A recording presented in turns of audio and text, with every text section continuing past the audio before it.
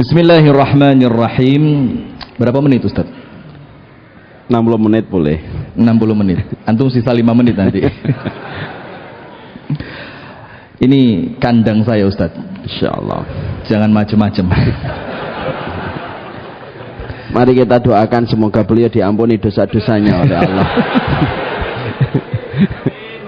Allahumma. Ini kelihatannya Namira setelah 12 tahun membangun masjid baru pertama kali membuat keputusan yang salah. Menduetkan saya dengan kayak gantian mic nanti. Assalamualaikum warahmatullahi wabarakatuh. Waalaikumsalam. Bismillahirrahmanirrahim. Alhamdulillahi rabbil alamin. Allahumma salli wa sallim wa barik ala nabiyyina Muhammadin wa ala alihi wa sahbihi ajma'in. A'udzu billahi minasy syaithanir rajim. Ya ayyuhalladzina amanu ittaqullaha haqqa tuqatih wa la tamutunna illa wa antum muslimun. Allahumma inna nas'aluka ilman nafi'a wa rizqan tayyiba wa amalan mutaqabbala. Amin ya rabbal alamin. Amma ba'du. Alhamdulillah, kita bersyukur kepada Allah atas nikmat yang Allah karuniakan. Dan salah satu nikmat yang Allah berikan kepada kita di malam hari ini adalah Allah Ta'ala memberikan kesempatan, Allah memberikan kesehatan, Allah memberikan kepada kita ringan untuk hadir ke majelis ilmu ini, yang insya Allah dengan izinnya kita akan mendapatkan ilmu yang bermanfaat. Amin ya rabbal alamin. Salawat beriring salam semoga tercurahkan kepada uswah kita bersama, Nabi besar Muhammad sallallahu alaihi wasallam, beserta seluruh keluarganya, beserta seluruh sahabatnya, dan seluruh di antara umat dan pengikutnya yang setia menjalankan tuntunan dan ajarannya ila yaumil qiyamah. Hadirin sekalian, alhamdulillah di malam hari ini kita bisa dibersamai oleh Al-Ustadz Al-Fadhil Al-Akh Abu Bassam Umar Mita hafizahullahu ta'ala, yang alhamdulillah saya akan buka saja 1-2 menit, kemudian nanti waktu kita serahkan ke beliau. Jamaah sekalian, alhamdulillah, mengenai tema urip ing dunyo, saya akan sampaikan 3 rumus tentang dunia yang ini disampaikan oleh para ulama, dan ini insya Allah menjadi pegangan buat kita bersama. Tujuannya apa? Cek gak ngumunan. Ngerti ngumun? Ibu-ibu ngerti ngumun, Bu? Apa ngumun itu? Supaya panjenengan itu gak gampang kaget, ndak gampang merasa kok ngini yo. Nah, karena apa? Dunia ini ya sudah hakikatnya memang seperti ini. Yang pertama disebutkan oleh para ulama bahwasannya dunia ini adalah tempat yang tidak akan memberikan kepada Anda sesuatu yang sama terus-menerus, mesti berubah. Dan itu diambil dari firman Allah Ta'ala, wa tilkal ayyamu nudawiluha bainan nas. Dan hari-hari itu oleh Allah Subhanahu wa Ta'ala digilir di antara manusia. Kadang-kadang senang, tidak jarang susah. Kadang-kadang kita sukses, tidak jarang juga gagal. Kadang-kadang kita dikerumuni banyak teman, kadang-kadang kita harus sendirian. Maka ada satu syair yang ini untuk saya pribadi luar biasa. Jadi untuk panjenengan ya nanti tergantung panjenengan ya. Disebutkan begini, thamaniyatun tajri 'alan nasi kullihimu wala budda lil insani yalqa thamaniyah. Ada 8 perkara, 8. Yang 8 perkara ini pasti melewati kehidupan semua manusia. Semua manusia pasti merasakan yang 8 ini. Wala budda lil insani yalqa thamaniyah. Dan kalau panjenengan ngaku panjenengan itu manusia, wajib merasakan yang 8 ini. Yang pertama disebutkan sururun wa huznun. Ada kadang-kadang kita ini senang, dan tidak jarang kita itu akan sedih. Senang dengan pernikahan, nanti sedih dengan perpisahan. Senang dengan kelahiran anak yang kita miliki, nanti kita sedih ketika ada salah seorang di antara anak kita yang mungkin oleh Allah diambil. Itulah dunia, sururun wa huznun. Kemudian wajtima'un wa furqatun. Ada waktunya kumpul, ada waktunya berpisah. Ada waktunya kita bareng-bareng dengan keluarga kita, ada waktunya perpisahan. Itulah dunia. Kemudian yang ke-5 dan ke-6, wasuqmun wa afiyah. Kadang-kadang sehat, tapi tidak jarang juga kita ini oleh Allah diuji dengan sakit. Kemudian dikatakan lagi yang ke-7 dan yang ke-8, samaniyatun tajri 'alan nasi kullihim wala budda lil insani yalqa thamaniyat wa yusrun wa usrun. Ada kadang-kadang mudah, ada kadang-kadang susah. Nah, maka 8 perkara ini disarikan oleh para ulama dari ucapannya malaikat Jibril alaihi salam ketika memberi nasihat kepada Nabi besar Muhammad sallallahu alaihi wasallam. Apa nasihatnya? Ya Muhammad, aish ma syi'ta fa innaka mayyitun. Uripo sak senengmu, tapi ingat kamu bakal mati. Sudah selesai. Sak senengmu sudah. Uripo sak senengmu. Aish ma syi'ta fa innaka mayyitun. Wa ahbib man syi'ta fa innaka mufariquh. Kamu mau seneng sama siapapun, mau mencintai siapapun, silahkan. Tapi ingat ada waktunya perpisahan. Kemudian yang ketiga, waf'al atau wa'mal ma syi'ta fa innaka majziyun bihi. Lakonono opo sing kepingin mbok lakoni. Tidak ada larangan, wis silakan. Kalau merasa tidak khawatir dengan hukuman Allah, tapi ingat fa innaka majziyun bihi. Semua itu pasti ada balasannya. Kemudian di akhir nasihat ini malaikat Jibril memberi 2 kunci. Kunci yang pertama apa? Wa'lam anna izzul mu'mini qiyamuhu billail. Orang Islam itu, orang beriman itu, kemuliaannya muncul dengan qiyamul lail, salat tahajud. Itu rumus supaya yang 3 tadi itu bisa kita jalani dengan baik. Dan yang kedua, wa syarafuhu, dan dia bisa merasa hebat, syaraf, mulia, istighna'uhu anin nas, ketika dia tidak butuh dengan manusia. Nah, maka dari nasihat ini kita tahu yang pertama, dunia ini apa? Memang banyak perubahannya. Maka ojo kaget sedino seneng, sedino susah. Bahkan kadang-kadang senengi sedino, susahi 10 dino. Bahkan kadang-kadang kita ini sehatnya sebentar, tapi sakitnya panjang. Dan itulah hakikat dunia yang senantiasa berubah untuk manusia. Itu kaidah yang pertama tentang dunia. Kaidah yang kedua yang dikatakan oleh para ulama tentang dunia ini apa? Jangan berharap dunia baik kepada panjenengan, saya dan beliau. Tidak ada. Ndak ono ceritonin dunia itu api, ndak ono. Dunia ini tempat di mana orang-orang baik itu justru tersiksa di sini. Dalilnya apa? Kan harus pakai dalil ya, cek ketok ustadz tenanan. Padahal biasa saya di sini ndak pakai dalil, cuma karena sebelahan dengan beliau ini saya kan ya harus rotok munggah titik lah. Maka dalilnya begini. Ketika dunia ini tidak mungkin baik kepada siapapun, Rasulullah bersabda sallallahu alaihi wasallam, ad-dunya sijnul mu'min wa jannatul kafir. dunia ini untuk panjenengan dan saya, untuk orang-orang yang insya Allah iman, itu bagaikan apa? Penjara.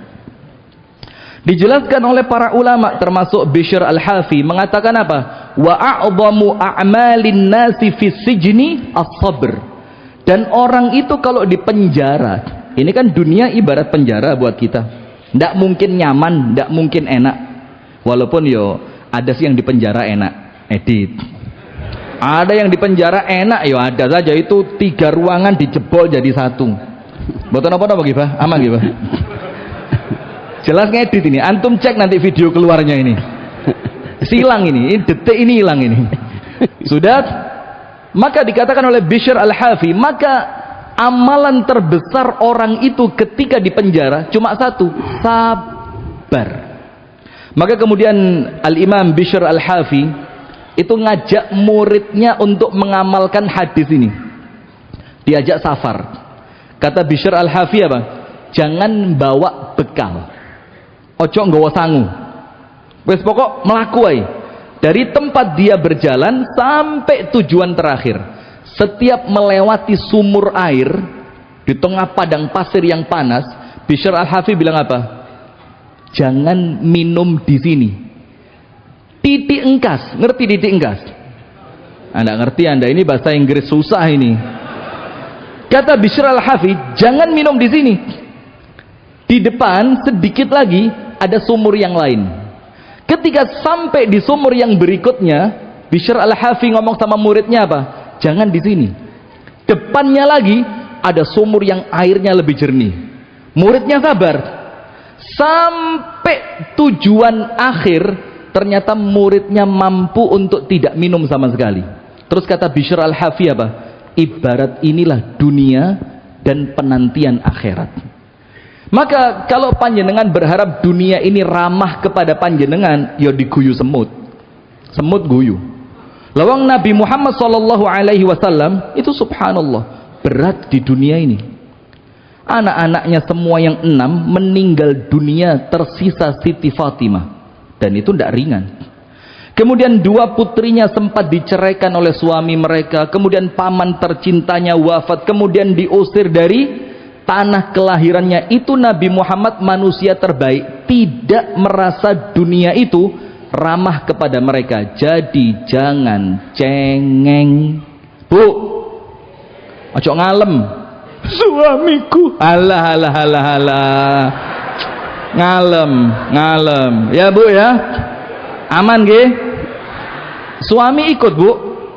Bagus, tinggal aja di rumah Bu. Buat apa diajak ngaji ya? Podo ae wong ngaji tambah wani poligami kok. Edit. Wes kesian editing. Editor ini kalau saya ngaji di sini wes nggawa kertas nulis menit 11 detik 37. Buset. Nah, maka jangan berharap dunia itu baik kepada kita.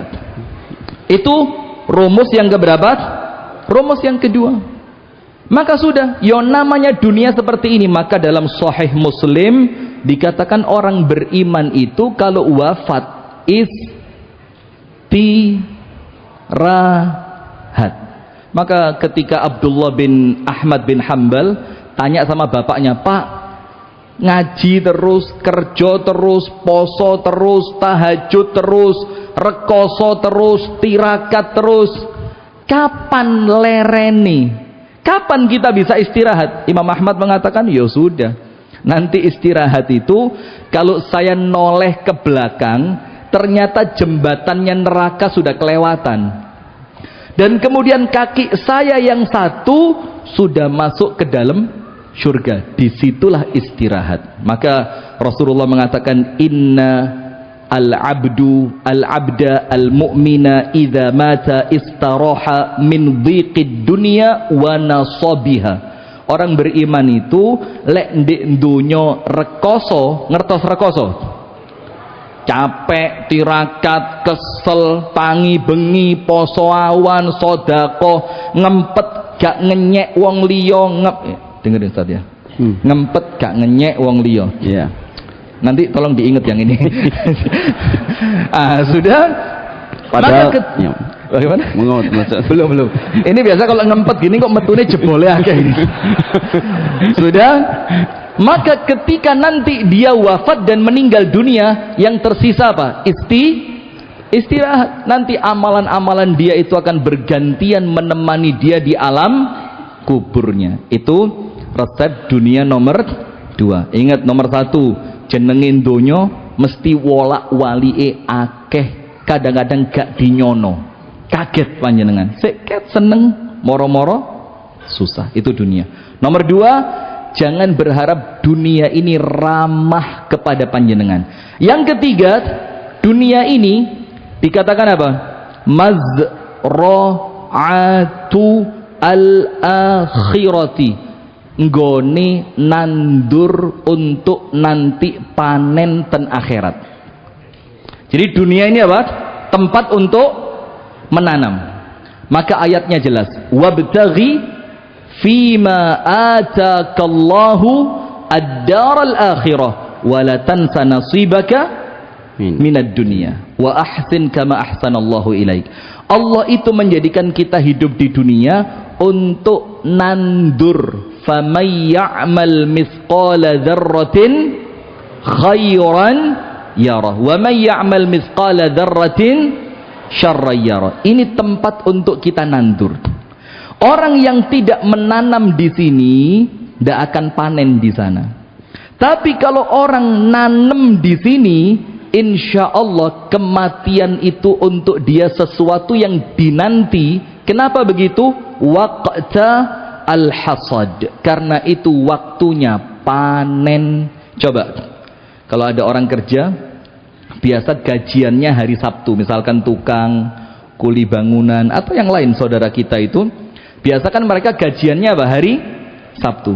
Maka ketika hari Sabtu itu perasaan sudah mulai seneng. Kenapa? Hari ini bakal bayaran, gajian. Itulah ibaratnya kalau kita senantiasa nandur, nanam benih, jangan dipotongi terus.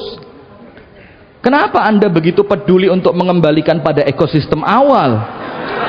Edit, mesti edit. Ah, ini repot ini ya. Kakak kelas antum itu, Ustaz. Sudah.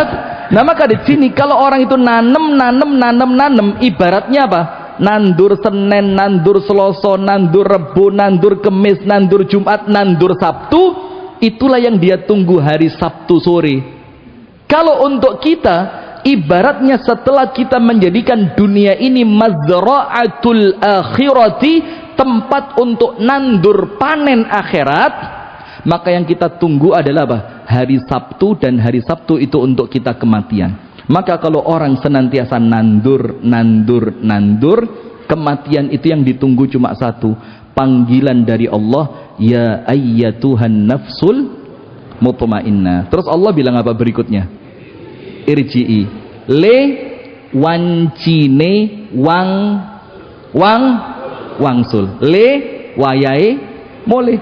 Dan panjenengan bayangin kalimat pulang itu mesti menyenangkan. Orang kalau merantau jauh seperti beliau ini, asli mana Ustaz? Orang kalau merantau jauh, ketika dengar kalimat pulang mudik, masya Allah ya, bekelnya ada, perasaannya senang, sampai dibelani kadang-kadang naik motor, masya Allah. Bukan saya. Jangan gitulah Ustaz. Bukan saya. Main cantik aja. Walaupun kadang-kadang dibelain pakai apa? Pakai motor yang motornya itu tidak layak untuk jalan, tapi saking belani kudu mole.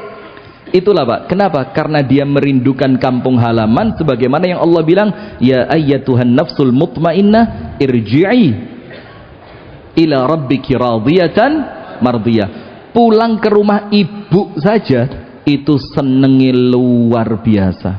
Masakannya, tidur bareng dia, dipeluk, nyium tangannya, masya Allah. Apalagi ini pulangnya ke tempatnya akramul akramin, ke tempatnya Allah yang jauh, yang maha mulia, subhanahu wa ta'ala. Maka panjenengan urip ning dunya, panjenengan pegang 3 ini, insya Allah selamat dunya, selamat akhirat. Amin ya rabbal alamin. Barakallahu fikum. Itu yang dapat kami sampaikan. Kayaknya enak pakai ini Ustaz. Enak pakai itu. Iya. Manut aja sama saya insya.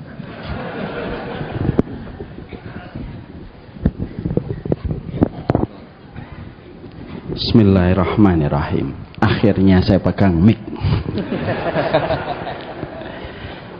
Tentunya kita sangat mendapatkan insight yang luar biasa dari Ustadz Rifki. Beliau ini adik kelas saya, walaupun secara wajah kakak kelas saya. Aduh. Dan semua orang mengakui itu Ustadz, insya Allah. Antum umurnya berapa Ustadz? 27. Jangan yang benar, jangan bohong. Umurnya berapa? 40 beliau, Masya Allah. Walaupun kelihatan kayak 41, tapi beliau 40. Saya 46, walaupun kelihatan 45. Jadi saya adalah kakak kelasnya beliau. Tapi bagaimanapun tadi apa yang disampaikan oleh beliau memberikan kepada kita insight yang luar biasa. Senang pula kita berjumpa pada kesempatan hari ini dengan kehangatan keluarga Masjid Namira dan kehangatan para penuntut ilmu yang ada di tempat ini. Walaupun tadi beliau ketika menyampaikan sudah 3 kali harus diedit. Insya Allah kalau sama saya tidak harus diedit, karena saya selalu berhati-hati ketika menyampaikan sesuatu. Tadi beliau menyampaikan diempot, tapi beliau menyampaikan itu tadi suaminya disuruh dipulang aja, suruh dipulangkan aja. Tapi semoga apa yang kita dapatkan dari beliau insya Allah membawa kebaikan dan tentunya semoga memberi manfaat. Kita doakan beliau, karena beliau beberapa hari yang lalu sempat sakit. Kita doakan semoga beliau panjang umurnya di dalam taat. Kalaupun beliau nanti harus menghadap kepada Allah, kita menyusul beliau.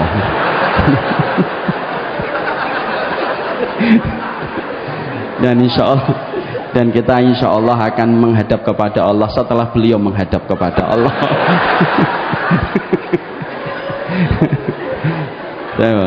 Saya kira begitu aja kajian kita malam ini. Mari kita mulai kajian kita kesempatan malam kali ini. Walaupun tadi yang disampaikan oleh Ustadz Rifki itu sudah sempurna, tapi saya akan mencoba untuk menambahi dari garis pinggir, karena kadang-kadang ada beberapa yang tertinggal dari garis pinggir.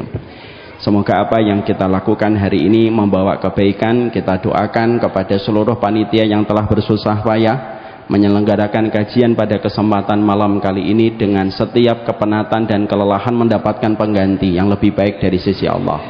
Semoga kepada Abah Helmi juga disehatkan oleh Allah di dalam kebaikan, diberikan rahmat kepada keluarga beliau, dan semoga kita yang berkumpul di sini suami istri, ibu-ibu tidak usah menghina dan tidak usah mencela suaminya. Walaupun tadi Ustadz Rifki mengatakan itu, tapi saya sangat tidak setuju.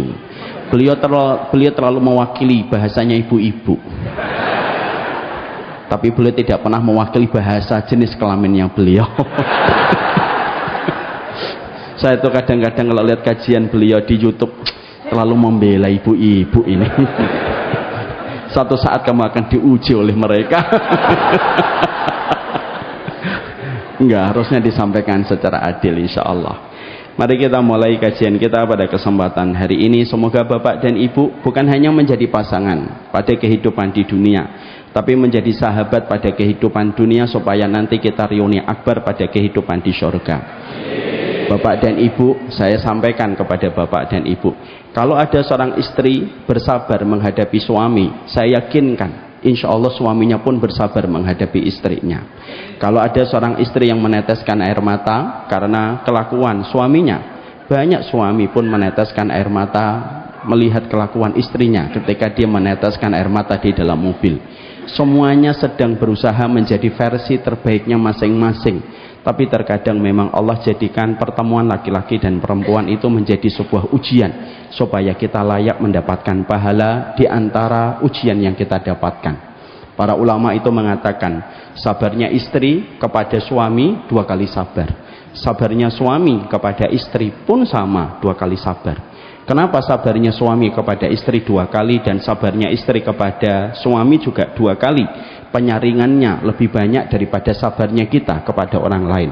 Pertama, sabarnya istri, sabarnya suami kepada istri, karena sesungguhnya suami memberikan nafkah, sandang, papan dan pangan kepada istrinya semua kehidupannya. ditanggung oleh suaminya.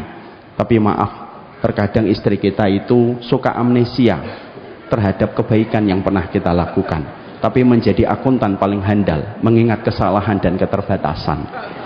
Makanya maaf, kadang-kadang seorang suami sudah rela melakukan apa saja, tapi terkadang yang diingat oleh istri hanyalah kesalahan dan kekurangan, padahal betapa banyak kebaikan yang telah dilakukan olehnya ketika dia membersamai keluarganya untuk menuju kepada versi terbaiknya. Saya tidak mengatakan semua laki-laki itu baik, tapi saya juga tidak mengatakan semua laki-laki itu brengsek. Banyak laki-laki yang terkadang mereka kerja di satu tempat, mereka menghadapi berbagai macam tekanan, tapi mereka tetap bertahan di kantor itu.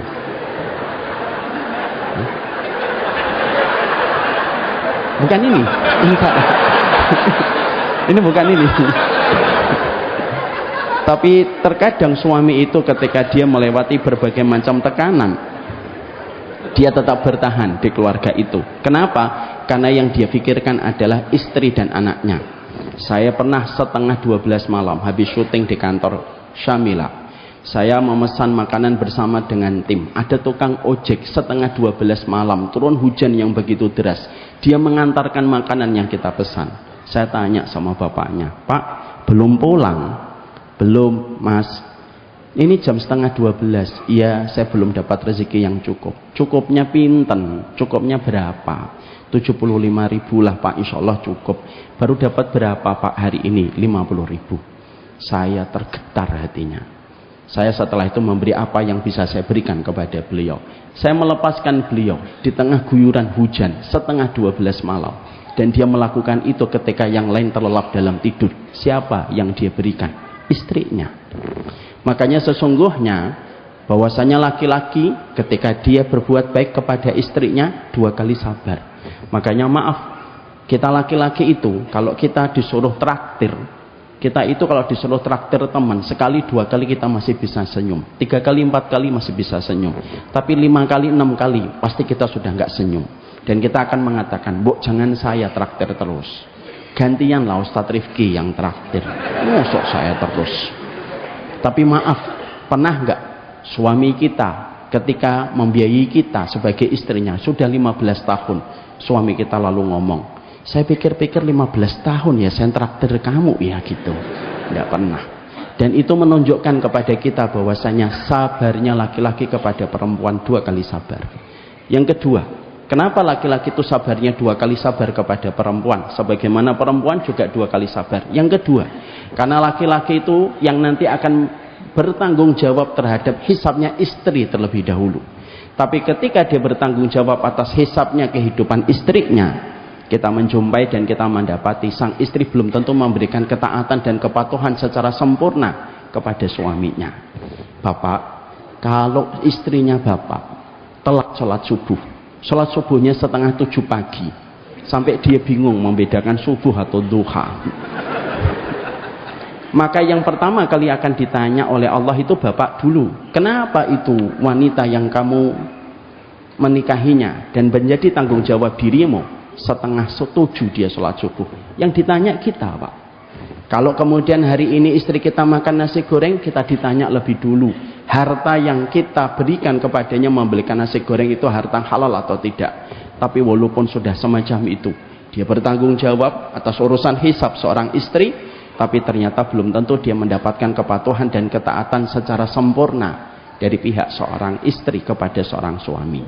Sama pula istri sabarnya kepada suami itu juga sama, 2 kali sabar. Kenapa istri itu ketika sabar kepada suami itu 2 kali sabar, Ustaz? 1, karena ketika dia menikah, dia pindah dari cintanya seorang bapak menuju kepada cinta seorang laki-laki yang belum tentu cintanya laki-laki itu sebesar cintanya seorang bapak kepada dirinya. Berapa banyak seorang bapak nggak pernah jewer, nggak pernah nyentil, nggak pernah bentak, tapi ketika dia pindah kepada seorang laki-laki yang menikahinya, dia sering dibentak, dia sering dipukul, dan itu yang menjadikan seorang wanita itu 2 kali sabar ketika dia itu harus memberikan kesabaran kepada suaminya. Yang kedua, kenapa sabarnya istri kepada suami itu 2 kali sabar, Ustaz? Yang kedua, Karena orang yang paling tahu aibnya bapak itu istri kita, Pak. Siapa yang paling tahu tentang aibnya Ustadz Rifki? Istrinya. Dan saya juga, insya Allah tahu. Karena sesungguhnya istri kita yang paling tahu tentang aibnya kita. Tapi ketika dia tahu tentang aibnya kita, dia tetap di rumah. Dia kalau keluar harus minta izin. Kalau kita pulang harus membukakan pintu. Kalau dia ngobrol kita harus mendengarkan apa yang dia sampaikan. Semua harus dilakukan walaupun dia tahu apa yang ada di dalam handphone suaminya. Kemaksiatan apa yang dikerjakan suaminya. Pengkhianatan apa yang pernah dilakukan oleh suaminya. Dia tahu semuanya. Tapi dia pun harus memberikan taat. Dua-duanya harus sabar. Kalau saya jadi dai, saya dua-duanya saya bela, Pak. Saya nggak kayak beliau. Mau megang mic. Jadi supaya akhirnya kita betul-betul paham, kita itu menjadi versi yang terbaik diri kita, supaya kita di dalam berkeluarga, seorang suami pun bersabar, istri pun bersabar. Saya tidak mengatakan semua laki-laki baik, tapi tidak semua laki-laki itu buruk. Saya tidak mengatakan semua istri itu buruk, tapi tidak semua istri itu adalah baik. Semuanya dalam kondisi seimbang ketika kita di dalam pernikahan. Makanya ibu dan bapak tahu apa kalimat paling romantis dalam kehidupan di akhirat. Tadi beliau menerangkan tentang perkataan Imam Ahmad, bahwasanya kalau sudah ngelewatin sirat, kakinya sudah berada di surga, sirat itu sudah di belakang, disitulah merasa tenang. Tapi tahukah kita apa kalimat paling romantis kalau kita nanti di akhirat? Kalimat paling romantis nanti ketika di akhirat, yaitu ketika suami istri sudah di depan pintunya surga yang jumlahnya ada 8. Lalu Allah menyampaikan panggilan kepada suami istri itu sebagaimana di dalam surat Az-Zukhruf ayat 70. Udkhulul jannata antum wa azwajukum tuhbarun. Masuklah kamu bersama pasanganmu ke surga dalam kondisi hati kalian digembirakan. Suami menggenggam istri, istri menggenggam suaminya, bareng-bareng masuk surga. Itulah panggilan romantis yang akan terdengar di dalam panggilan di surga. Makanya di dalam surat At-Tur ayat yang ke-25 Allah menyampaikan kepada kita bahwasanya wa aqbala ba'duhum ala ba'di yatasaalun. Nanti kalau para penghuni surga dari suami istri sudah masuk surga, apa kesibukan mereka? Kesibukan mereka itu ngobrol. Dan di situ menggunakan kalimat fi'il mudhari, yatasaalun, saling berbicara dan saling bertanya, tidak pernah berhenti. Dan itu merupakan kenikmatan di surga. Ngobrol tanpa pertengkaran, ngobrol tanpa nesu, ngobrol tanpa kita marah. Dan itu kekal selama-lamanya ketika kita sudah reuni dengan istri kita di atas dipan di surga. Makanya obrolan, makanya kegiatan apa yang paling nikmat nanti antara suami istri di surga? Ngobrol. Maka bisa jadi ada seorang istri, suami nanya kepada istrinya, kenapa kamu masuk surga? Iya, Masya Allah mas, aku masuk surga karena aku taat sekali kepada dirimu. Makanya 8 pintu surga memanggil namaku. Sama istrinya pun tanya kepada suaminya, kalau kamu mas, apa yang menjadikan kamu masuk surga? Suaminya menjawab, karena aku sabar menghadapi dirimu. Dan syukur menghadapi dirimu. Jadi itulah yang saya ingin sampaikan. Saya itu sebenarnya ingin untuk mengulas satu persatu perkataan beliau tadi. Tapi kelihatannya kalau saya ulas sampai tengah malam pun kita nggak akan selesai. Mari kita mulai kajian kita. Saya doakan semoga kita menjadi pasangan yang betul-betul senyawa, seilmu, sesurga. Assalamualaikum warahmatullahi wabarakatuh. Innal hamdalillah wassalatu wassalamu ala Rasulillah wa ala alihi wa sahbihi wa man tabi'ahum bi ihsan ila yaumil qiyamah. Kepada seluruh jamaah yang hadir dari para penuntut ilmu dan bersama dengan kehangatan Masjid Namira Lamongan. Semoga kita menjadi umatnya Nabi Muhammad SAW yang senantiasa kita bersaudara. Hari ini menjadi umatnya Nabi Muhammad yang paling mahal, bukan sholat malamnya. Menjadi umatnya Nabi Muhammad SAW yang paling mahal, bukan umrahnya.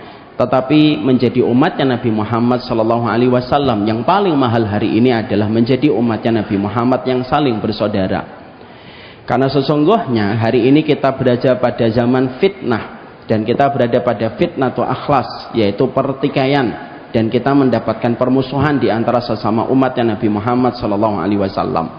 Inilah yang menjadikan kita senantiasa berharap, senantiasa kita berdoa, semoga kita menjadi umatnya Nabi Muhammad yang rukun dan menjadi umatnya Nabi Muhammad yang damai, supaya kita bisa menyelesaikan satu persatu PR besar yang dihadapi oleh sebagian umatnya Nabi Muhammad sallallahu alaihi wasallam. Mari kita sudahi narasi pertikaian, dan mari kita akhiri narasi permusuhan yang ada di antara umatnya Nabi Muhammad. Yang sana mengatakan Wahabi, yang di sana mengatakan Ahlul Bid'ah, yang di sana mengatakan Ahlul Bid'ah, yang di sana menjawab Wahabi. Mari kita sudahi, karena sesungguhnya tidak ada yang paling mengambil keuntungan dan kegembiraan ketika kita bertikai dan bermusuhan kecuali adalah setan, dan semoga kita tidak menjadi setan dalam bentuk manusia.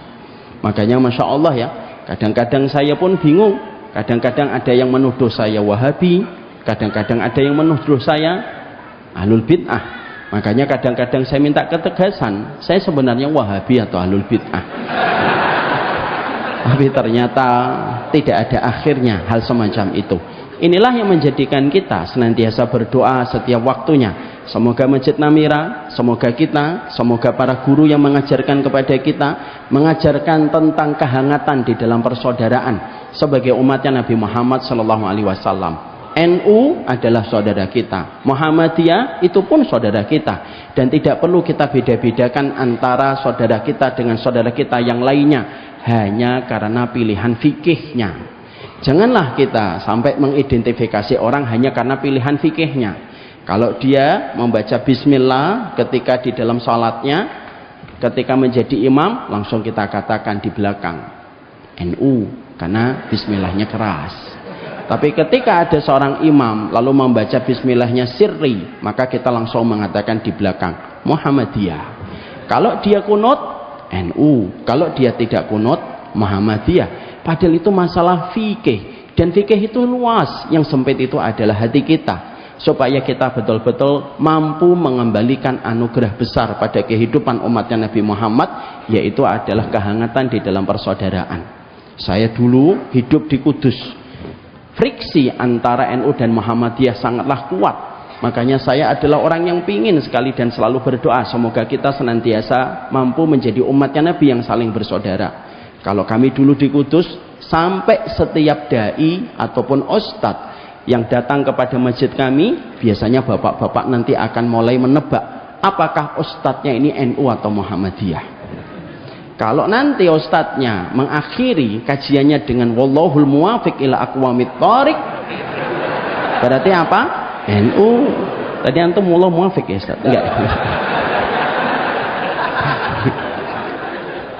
Tapi kalau ada seorang dai ketika dia mengakhiri kalimatnya dengan mengucapkan wallahu a'lam bisawab, MD, ada temannya bapak datang ke masjid, dikatakan oleh bapak di sini friksinya kuat. Temannya bapak mengatakan, tenang pak, saya tahu cara untuk menenangkan jamaah di masjid ini. Ketika beliau ngisi, semua bapak-bapak di belakang saling toel dan berkata NU atau Muhammadiyah. Kita tunggu nanti closingnya. Dan ketika beliau akhirnya menutup ikhtitamnya, beliau menutupnya dengan kalimat wallahul muwafiq ila aqwamit thoriq wallahu a'lam bissawab. Maka seketika yang di belakang bapak-bapaknya mikir ini NU atau Muhammadiyah. Mari kita sudahi narasi semacam itu. Sesungguhnya siapapun yang kunut saudara kita, siapapun yang tidak kunut itu pun saudara kita. Itu hanya masalah fikih. Fikih itu luas, yang sempit itu adalah hati kita. Saya di Rawamangun pernah mendapatkan pertanyaan di Jakarta Timur, Ustadz, saya itu kalau ada orang sholat di samping saya dalam kondisi menggerak-gerakkan telunjuknya, saya tidak khusyuk. Saya ngomong sama beliau, Pak, Bapak fokus ngelihat telunjuknya Bapak aja. Dan Bapak tidak usah melihat telunjuknya beliau. Dan beliau terdiam seketika. Inilah yang menjadikan saya, karena ini merupakan kajian perdana saya, bersama dengan Ustadz Rifki, saya berdoa semoga Masjid Namira adalah masjid yang mempersatukan di antara umatnya Nabi Muhammad SAW. Kehadiran beliau di masjid ini membuat saya tenang dan membuat saya senang, karena beliau adalah salah satu di antara adik kelas saya yang wajahnya kayak kakak kelas saya.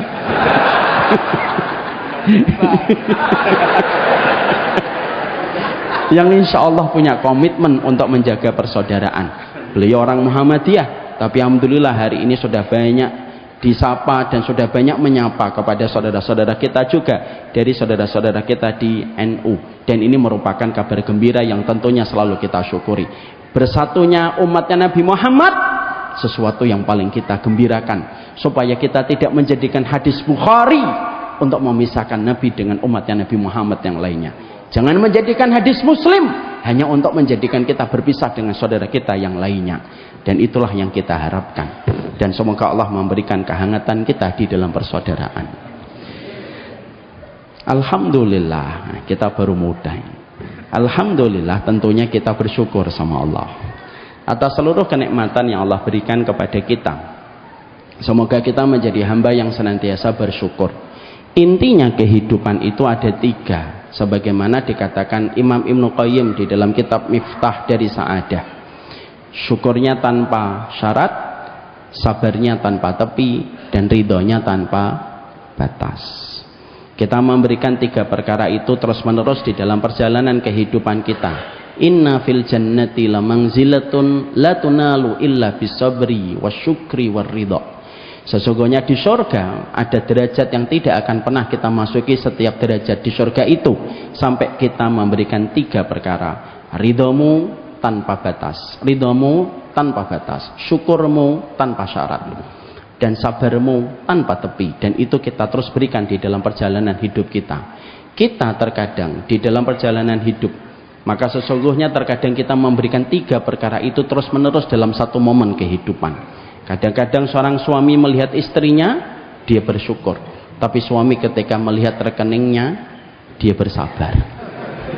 Dan terkadang ketika menjumpai perjalanan hidupnya, maka sesungguhnya dia ridho untuk menata kehidupan. Tapi itulah yang terus kita berikan di dalam kehidupan kita. Bapak dan Ibu, kalau kita bersyukur, maka kita selalu ingat dengan satu ayat yang sering kita lafadzkan dan sering sekali kita jumpai dan kita dengarkan. La in syakartum la azidannakum. Kalimat ini atau ayat ini sangatlah terkenal, tapi terkadang kita sering salah menafsirkannya dan memaknainya. Kalau kita betul-betul bersyukur, maka sesungguhnya kalau kita bersyukur itu bukan berarti kalau kamu bersyukur dari 1 menjadi 2. Kalau motormu 1 kamu syukuri, maka menjadi motornya 2. Kalau mobilmu 1, kalau kamu syukuri, mobilmu menjadi 2. Kalau istrimu 1 kamu syukuri, maka menjadi 2. Salah. Bukan itu artinya la in syakartum la azidannakum. Tapi kita menjumpai bahwasanya ahli tafsir itu mengatakan kata la azidannakum itu artinya siapapun yang dia bersyukur, Allah panjangkan bahagianya pada satu karunia yang sudah dia peroleh, walaupun karunia itu sudah lama dia dapatkan dan sudah lama dia peroleh. Orang kalau punya mobil, pertama kali punya mobil pasti senang, karena secara normal dan fitrah orang itu pasti senang ketika mendapatkan kenikmatan mobil. Tapi maaf, apakah setelah 10 tahun dia melihat mobil itu masih tetap senang? Belum tentu, Pak. Tapi kalau orang bersyukur, walaupun mobilnya sudah berlalu 10 tahun, dia melihat mobil itu dalam kondisi masih senang sebagaimana dia mendapatkan mobil itu pertama kali. Itulah yang disebutkan dengan kata la azidannakum. Kalau bapak menikah, pertama kali menikah senang, iya wajar. Wong baru menikah senang. Secara hormonal ada endorfin, ada dopamin yang membantu kita senang ketika baru menikah. Tapi maaf, apakah setelah 15 tahun kita menikah masih merasa senang? Belum tentu. Tapi siapapun yang setelah 20 tahun dia menikah dan dia tetap merasakan bahagia sama pertama kali ketika dulu pertama kali menikahi wanita itu, itulah yang dimaksudkan dengan kata la azidannakum. Itulah yang menjadikan kita paham. Makanya kalau kita mendapati, Pak, orang sudah bersyukur, tenang dalam hidupnya. Tetangganya beli mobil listrik, dia tenang karena dia pasti membeli setrika listrik. Sehingga akhirnya dalam perjalanan hidupnya dia merasakan ketenangan dan kelapangan di dalam perjalanan yang dia lewati. Inilah yang menjadikan akhirnya kita memahami, bukan bahagia yang menjadikan kita bersyukur, tetapi bersyukurlah kita pasti dibahagiakan. Dan orang yang beriman adalah mereka yang tidak pernah kehabisan alasan untuk bersyukur kepada Allah. Semoga kita menjadi hamba yang bersyukur kepada Allah Subhanahu wa taala. Terutama Ustaz Rifki juga semoga beliau banyak bersyukur. Bapak dan Ibu yang semoga Allah rahmati, kita tentunya paham kita ini adalah pelakon di dalam kehidupan di dunia. Karena sesungguhnya dan sejatinya alam yang kita lewati ada 4. Ada alam janin yang sudah kita lewati, ada alam dunia yang sedang kita jalani, ada alam barzah yang tentunya akan kita jumpai, dan alam akhirat ketika kita mempertanggungjawabkan tentang semua perkataan dan perbuatan yang kita telah lakukan. Pada dasarnya manusia itu melewati setiap alam dengan alam berikutnya, dan alam berikutnya itu tentunya ada banyak hal yang harus kita ketahui. Di antara 4 alam ini mana yang paling menentukan semua perjalanan kita pada 2 perjalanan babak berikutnya? Tentunya yang paling menentukan itu kehidupan kita hari ini pada kehidupan di dunia. Tentunya kematian itu pasti akan kita jumpai, karena kematian itu tidak pernah mengejar kita, tapi kematian itu akan menemui kita dari depan. Dan itulah yang menjadikan sebuah keniscayaan, sepanjang apapun kita pasti kita akan menemukan kematian. Makanya sesungguhnya maaf, jangan membenci kematian, karena membenci kematian itu adalah dosa. Takut pada kematian itu hal yang wajar, tetapi membenci kematian itu adalah dosa. Karena bagaimanapun kita membenci kematian, kematian itu sejatinya pasti kita akan masuki, suka atau tidak suka, ketika kita menjadi hambanya Allah. Makanya maaf kalau boleh saya berkata, jangan membayangkan kehidupan barzah sebagaimana kita membayangkan dengan pandangan yang salah. Kita sering menganggap bahwasanya kehidupan barzah itu gelap, kehidupan barzah itu siksa, kehidupan barzah itu sempit. Tapi kita lupa bahwasanya kehidupan barzah itu ada banyak sisi keindahan yang tentunya harus selalu kita ingat supaya kita tidak membenci kematian. Ada sebuah kalimat bagus dari seorang ulama. Kata para ulama, beliau mengatakan, kehidupan barzah itu sebagaimana kehidupan janin ketika dulu di dalam rahim ibunya sebelum mereka lahir ke dunia. Dalam satu ilustrasi, kalau ada janin kembar di dalam rahim ibunya, dua-duanya ngobrol ketika mereka sebelum lahir ke dunia. 2 janin ini ngobrol dan saling bertanya. Apa obrolan mereka? Kamu tahu nggak ada kehidupan setelah kehidupan kita di dalam rahim ini? Bayi yang satunya, janin yang satunya ngomong, emang ada kehidupan setelah kehidupan di tempat rahim ini? Ada, namanya kehidupan dunia. Ada apa dengan kehidupan dunia? Di sini kan sudah enak, makan tinggal makan, kita juga sudah mendapatkan tempat yang paling hangat. Kenapa kita harus ke dunia? Maka janin yang satunya nanti berkata, kamu tahu nggak, pada kehidupan dunia nanti kita akan ketemu dengan seorang wanita yang mencintai kita lebih daripada kita mencintai diri kita, dan kita akan memanggil namanya dengan panggilan ibu ketika kita lahir di dunia. Janin yang satunya ngomong, masa? Iya, dia mencintai kita lebih daripada dia mencintai dirinya? Iya. Dan kita akan bertemu dengan dirinya. Janin yang satunya akan ngomong lagi, kamu tahu nggak, nanti ketika kita lahir di dunia, maka kita akan ketemu dengan seorang laki-laki yang sangat mencintai wanita yang kita panggil ibu. Dia memberikan waktunya, dia memberikan rezekinya untuk membesarkan kita dan menjaga kita ketika kita sudah lahir di dunia. Laki-laki itu kita akan panggil dengan panggilan Bapak, dan dia akan mencintai kita dan menjaga kita setiap waktunya. Janin yang satunya ngomong, bukankah nanti di dunia ada virus, ada bakteri, ada pembunuhan, ada banyak kedoliman, ada banyak kejahatan? Lalu janin yang satunya mengatakan, betul, Tapi di situ ada Bapak kita yang siap melindungi kita. Kamu juga harus ingat, di dunia nanti ada air susu, ada buah-buahan, ada lautan, ada danau yang tidak pernah kita jumpai dalam kehidupan di alam janin ketika kita hari ini tinggal. Cuma satu, sebelum kita melihat itu semuanya, kita harus melewati sempitnya jalan keluar sebelum kita bertemu dengan dunia. Makanya bayi ketika pertama kali lahir nangis. Sebagian riwayat dikatakan karena dilihat ditampar oleh setan. Tapi sebagian riwayat mengatakan, kenapa bayi pertama kali nangis? Karena dia sempat khawatir keluar dari rahim ibunya ketika tidak lagi mendapatkan kehangatan. Tapi tangisannya tidaklah bertahan lama. Tangisannya sebentar. Dia merayap di atas tubuh ibunya, lalu akhirnya nyusuk, lalu lahirlah ketenangan. Dan dia mendapati bahwasanya di dunia jauh lebih baik daripada kehidupan rahim ketika 9 bulan dia berada di dalam perut ibunya. Kita memandang kehidupan barzah harus sebagaimana pandangan janin ketika memandang dunia. Makanya maaf, dalam kehidupan dan hasanah sunnah, takut pada kematian itu merupakan hal lumrah dan itu merupakan fitrah. Tapi benci pada kematian itu adalah dosa. Maka inilah yang menjadikan kita memahami, itulah kehidupan kita. Bagaimana kehidupan ini melewati kehidupan janin, kehidupan dunia, dan kita melewati kehidupan barzah, dan pastinya kita akan melewati kehidupan akhirat kita. Setelah kita memahami bahwasanya kita pasti akan melewati setiap alam itu, dan hari ini kita berada pada satu alam yang sangat menentukan, kita harus paham kehidupan dunia itu kehidupan yang sejatinya banyak memberikan kepada kita permainan, dan tentunya pada kehidupan dunia banyak berdaya pada kehidupan kita.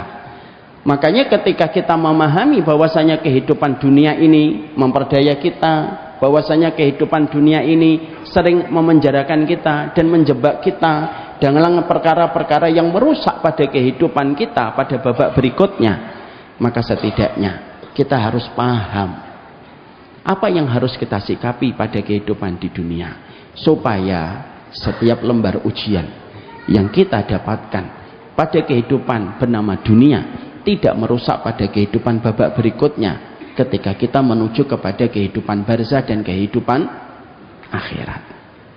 Ada satu kisah yang bagus sekali yang diceritakan oleh Nabi Muhammad dalam satu kisah Israiliyat, tapi kisah ini mauquf, tidak kita benarkan 100%, tapi juga kita tidak dustakan 100%. Apa kisah yang pernah disampaikan oleh baginda Nabi dalam kisah Israiliyat?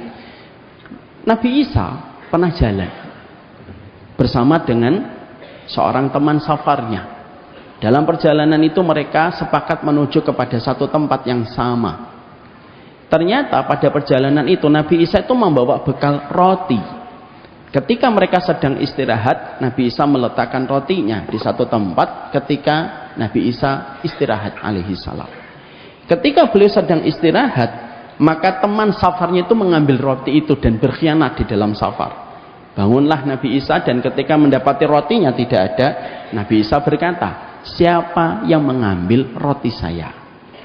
Teman safarnya pada saat itu tidak mampu, pada saat itu temannya tidak menjawab jujur. Dia mengatakan, saya tidak tahu. Perjalanan akhirnya dilanjutkan. Di tengah perjalanan Nabi Isa berkata kembali, siapa yang mengambil rotiku? Teman safarnya kembali berbohong dan mengatakan, aku tidak tahu. Jalan kembali sampai akhirnya di tengah perjalanan Nabi Isa mendapatkan mukjizat. Dia memegang sesuatu lalu berubah menjadi emas. Ketika beliau memegang sesuatu menjadi emas dari satu sebongkah batu yang besar, maka Nabi Isa berkata kepada teman safarnya, siapa yang bisa memberitahukan kepadaku siapa yang mengambil rotiku, maka bongkahan emas ini aku berikan kepadanya. Maka seketika teman safarnya Nabi Isa berkata, sayalah yang mengambil rotimu, maka berikan emas itu menjadi hakku. Nabi Isa memberikan sebongkah emas itu kepada teman safarnya, dan Nabi Isa berkata kepada teman safarnya, laqad hanal firaq, sudah pisah ya, Karena kamu berkhianat dan kamu telah berkhianat ketika mengambil roti yang bukan milikmu. Ketika itu merupakan hakku, tetapi kamu mengambilnya dengan cara tidak meminta izin. Lalu Nabi Isa melanjutkan perjalanan. Orang ini begitu bergembira, tidak memikirkan dosa yang baru saja dia lakukan kepada Nabi Isa, pengkhianatannya kepada Nabi Isa. Dia mendapatkan sebongkah batu, di mana itu telah menjadi emas. Dia bergembira mendapatkan sebongkah emas itu di tengah hutan. Tanpa dia sadari, ada 3 orang yang melewati hutan yang sama. Dan 3 orang itu kaget mendapatkan seorang diri bersama dengan emas yang begitu besar. Maka 3 pemuda itu lalu berkata, itu ada orang bawa emas di tengah hutan. Bagaimana kalau kita membunuhnya supaya kita mendapatkan emasnya? Lalu akhirnya 3 orang ini membunuh orang tersebut dan mereka ingin untuk mendapatkan emas itu. Setelah dibunuh, maka 3 pemuda itu berkata, kita sudah dapat emasnya, mari kita bagi menjadi 3. Sebelum dibagi menjadi 3, mereka merasa bahwasanya mereka lapar dan beban dan bobot emas itu begitu berat. Dan mereka berkata, gimana kalau kita makan dulu? 2 di antara kita membeli makanan di luar hutan, 1 orang menjaga emasnya supaya tidak diambil orang. Dan ternyata kesepakatan itu mereka setujui. 2 orang pergi keluar hutan untuk mencari makan, yang 1 orang menjaga. Tahukah kita, setan datang kepada 2 orang yang mencari makan. 2 orang itu, setan itu tiba-tiba mendatangi mereka dan berkata di antara mereka, kalau emas ini kita bagi menjadi 3, bagian kita terlalu sedikit. Gimana kalau kita memberikan racun kepada teman kita yang sedang menjaga emas, supaya emas itu cukup kita bagi menjadi 2. Temannya saat itu mengatakan, setuju saya, mari kita makan. Setelah mereka makan, mereka mengambil 1 makanan, mereka taburi dengan racun, dengan 1 niatan, untuk supaya emas itu cukup dibagi menjadi 2. Ternyata orang yang menjaga emas pun sama. Dia melihat emas itu dan berkata, ini kalau emas ini dibagi 3 terlalu sedikit. Biarlah saya bunuh 2 orang teman saya yang sedang membelikan saya makanan itu, supaya saya bisa menguasai emas ini seorang diri. Lalu dia buatlah jebakan-jebakan di tempat nanti yang akan dilalui oleh kedua temannya. Jebakan itu sudah terbiasa dia kerjakan karena dia pemburu dan dia sudah persiapkan. 2 temannya yang dari luar hutan ketika mendapatkan makanan segera mereka balik. Dan ketika mereka balik, mereka sudah senang. Sebentar lagi teman kita mati dan kita membagi emas cukup menjadi 2. Ketika mereka lagi jalan, tanpa mereka sadari, mereka terperosok kepada jebakan dan dua-duanya meninggal dunia. Ketika dua-duanya meninggal dunia, seketika yang seorang diri merasa gembira dan bersuka cita. Lalu dia merasa senang emas itu tidak perlu dibagi menjadi 3. Ketika dia akan mengangkat emas itu, dia merasa lapar. Dia ambil makanan yang dibawakan oleh kedua temannya yang sudah meninggal dunia. Dan ketika dia makan, dia pun terkena racun dan akhirnya meninggal dunia. Emasnya tetap berada di tempat yang sama. Jenazahnya, mayatnya ada 4. 1 teman safarnya Nabi Isa. 3 orang yang tadi membunuh teman safarnya Nabi Isa. Mereka semuanya 4-empatnya menjadi bangkai di samping emas, yang emas itu tidak bergerak dari tempatnya semula. Nabi Isa setelah menyelesaikan hajatnya, beliau kembali dan melewati rute yang sama sebagaimana dia ketika pergi. Dan ketika beliau melewati hutan itu, maka dia menjumpai emas yang dia berikan kepada teman safarnya masih utuh. Dan 4 orang sudah menjadi mayat di samping emas itu. Disitulah keluar perkataan Nabi Isa yang sangat terkenal di dunia kitab. Apa yang dikatakan Nabi Isa? Hakadha taf'alud dunya bi ahliha. Begitulah caranya dunia ketika dia memperlakukan para pemburunya. Dari situlah kita akhirnya mendapati dan kita menjumpai bahwasanya dunia itu merupakan perkara yang sifatnya tentunya netral. Tapi kalau kita tidak sikapi dunia dengan sikap yang benar dan sikap yang berilmu, maka kita akan menjadi orang-orang yang menjadi korban kembali dari persoalan yang bernama dunia. Ada orang yang mengambil bekal terbaiknya dalam urusan dunia menuju kepada kelapangan pada urusan akhiratnya, kayak Utsman bin Affan. Bukankah Utsman bin Affan adalah orang yang lapang barzahnya, lapang surganya, ketika harta yang dia dapatkan, dunia yang dia genggam, menjadikan dia mendapatkan kemuliaan dan mendapatkan keridhaan dari Allah. Karena Utsman bin Affan itu, Pak, dikatakan oleh para ulama bahwasanya maluhu afsah min lisanihi, bahwasanya hartanya Utsman itu lebih fasih daripada lisannya Utsman. Karena Utsman itu kalau khutbah tidak sampai 10 menit. Kalau beliau khutbah Jumat itu tidak sampai 10 menit, tidak sampai 5 menit. Beliau hanya menyampaikan 1 ayat ditutup. Saya yakin kalau Utsman bin Affan masih hidup, Bapak akan mengejar khutbah Jumatnya. Karena beliau itu kalau khutbah Jumat itu pendek. Tapi para ulama mengatakan sesungguhnya hartanya Utsman itu lebih fasih daripada lisannya Utsman. Karena Utsman itu sedikit bicara. Tapi harta yang dimiliki sahabat Utsman itu membawa kebaikan dan akhirnya memasukkan sahabat Utsman sebagai salah satu orang yang diridhoi oleh Allah. Tapi kalau kita tidak bijak menyikapi tentang dunia, maka bisa jadi contoh Walid bin Mughirah itu akan menjadi sebuah contoh nyata bahwasanya harta bisa mematikan kebenaran pada diri seseorang dan menggagalkan seseorang untuk mendapatkan rahmat pada kehidupan di akhiratnya. Inilah yang menjadikan kita harus paham apa yang harus kita sikapi tentang dunia.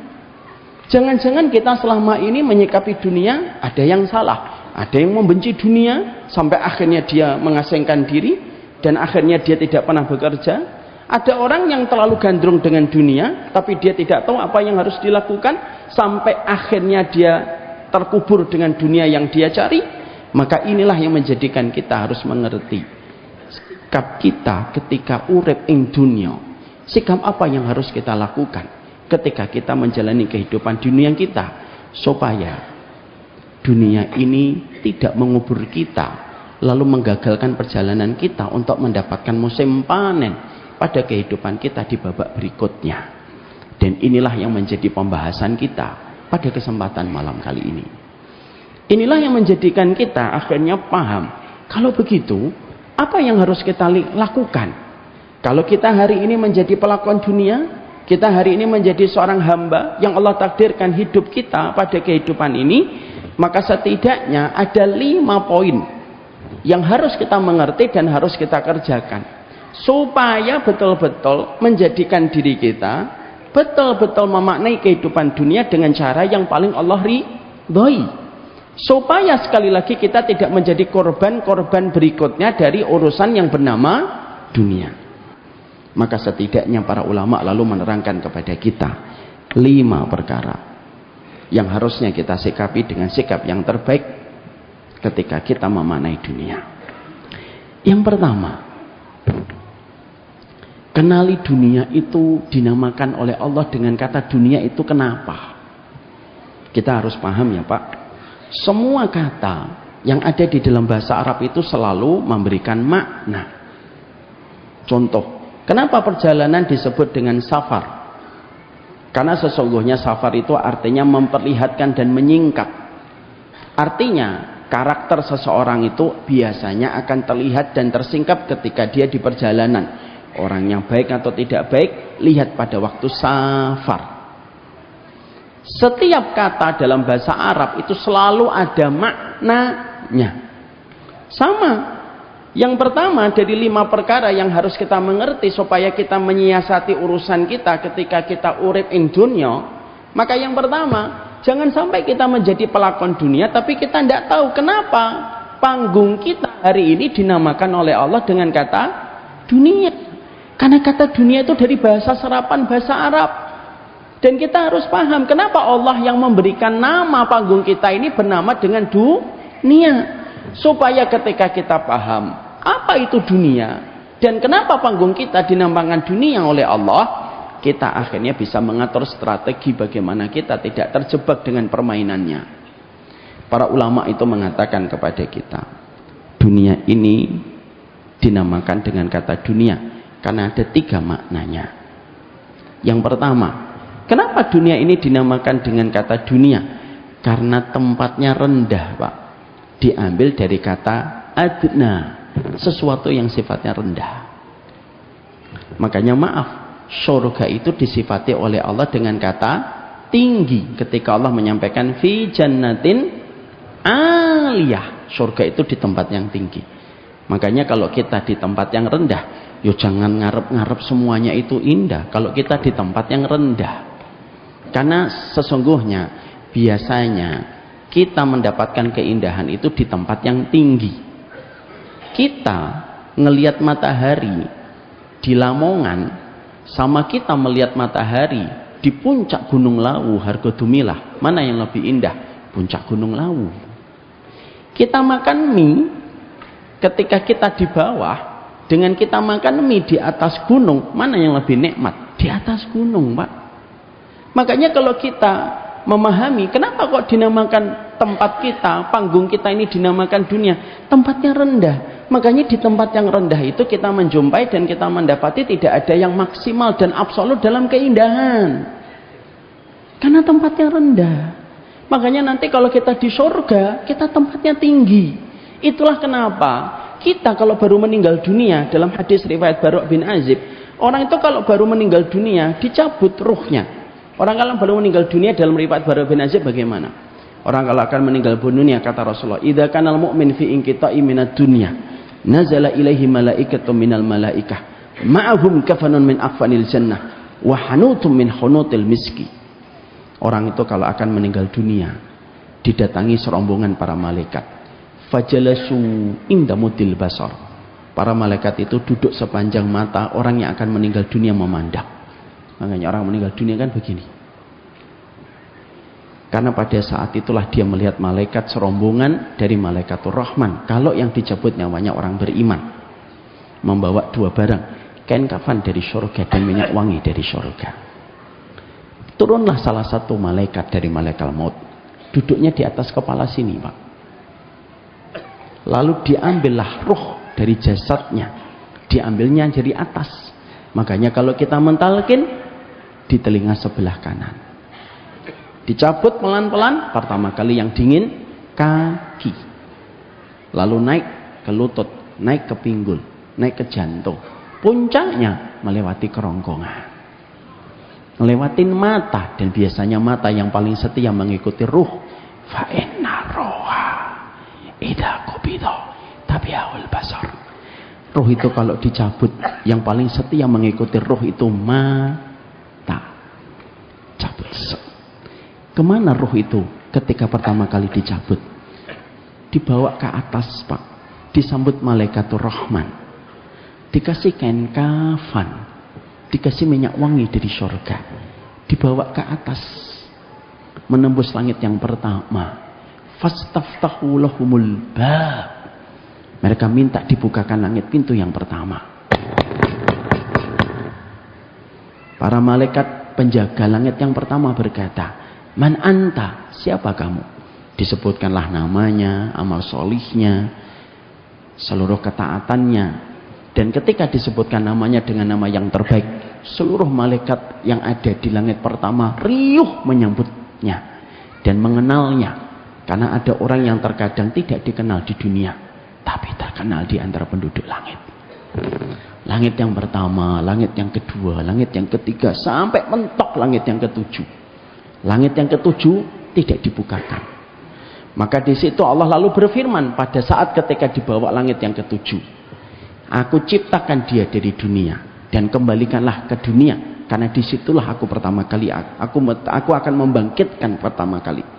Maka rohnya ketika tidak dibukakan langit yang ketujuh, dia kembali untuk bertemu dengan jasadnya yang dibawa oleh para pemikulnya. Sampai akhirnya nanti ditanya oleh malaikat Munkar dan Nakir.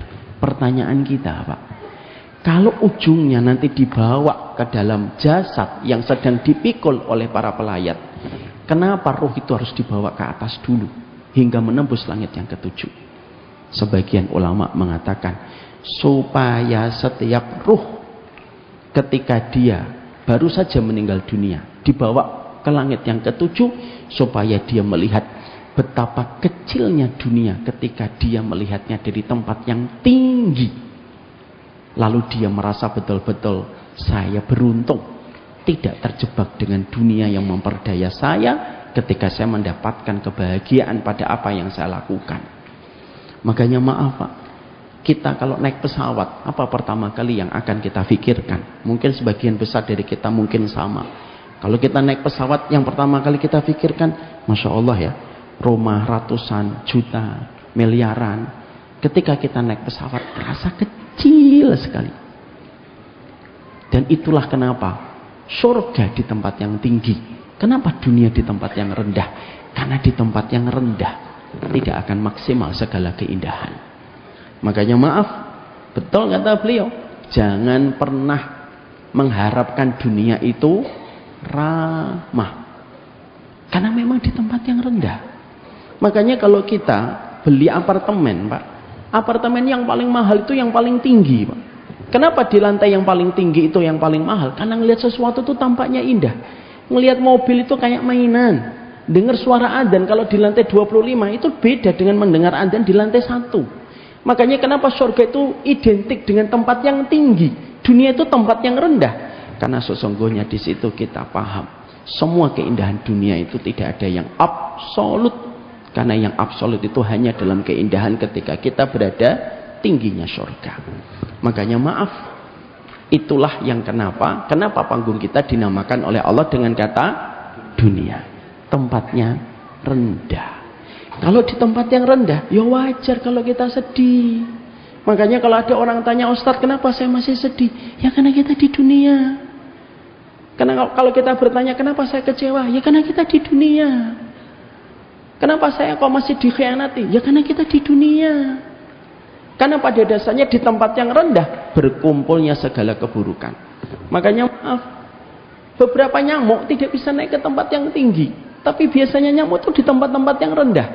Kenapa orang Papua itu jarang kena malaria? Karena mereka tidurnya di atas pohon. Nyamuk malaria nggak bisa naik. Sehingga akhirnya Allah memberikan pelajaran kepada kita yang pertama. Dunia itu merupakan tempat yang rendah.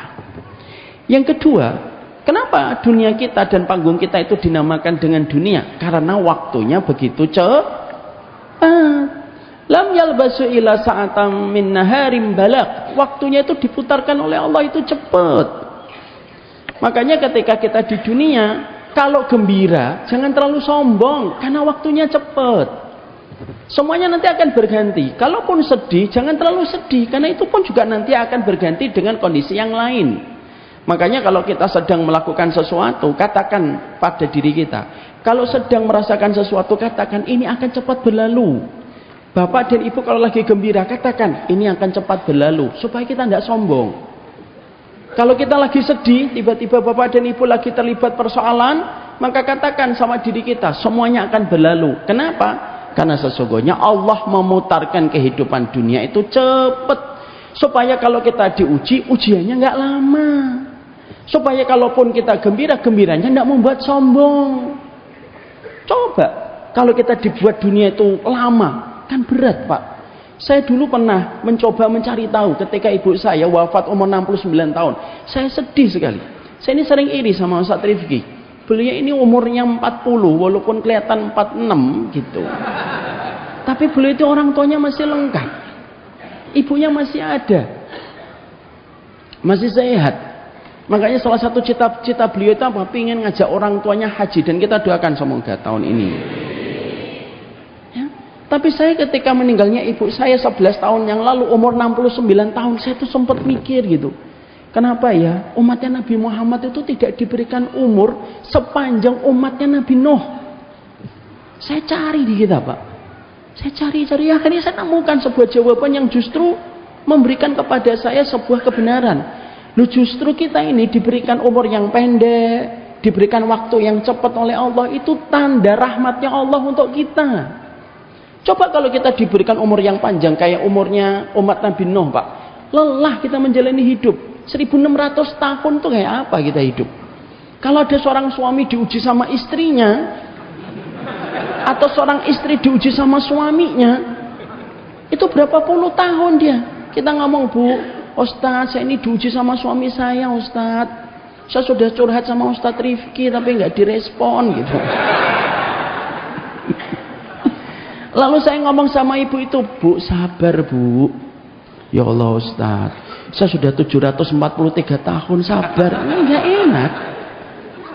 Makanya akhirnya Allah itu jadikan kehidupan di dunia itu adalah singkat. Itu sebenarnya rahmat Pak untuk kita. Karena kita diberikan umur yang tidak terlalu lama, waktunya diputar cepat oleh Allah, tapi balasannya sama dengan umat sebelum Nabi Muhammad. Balasannya sama-sama di surga, kerjanya tidak perlu lama, diputarkan waktunya cepat supaya orang yang malas melakukan ketaatan segera melakukan ketaatan, supaya orang yang melakukan kemaksiatan itu mikir kemaksiatan kamu itu nikmatnya cuma sebentar. Jadi Allah itu ngasih pelajaran kepada kita, dunia ini cepat.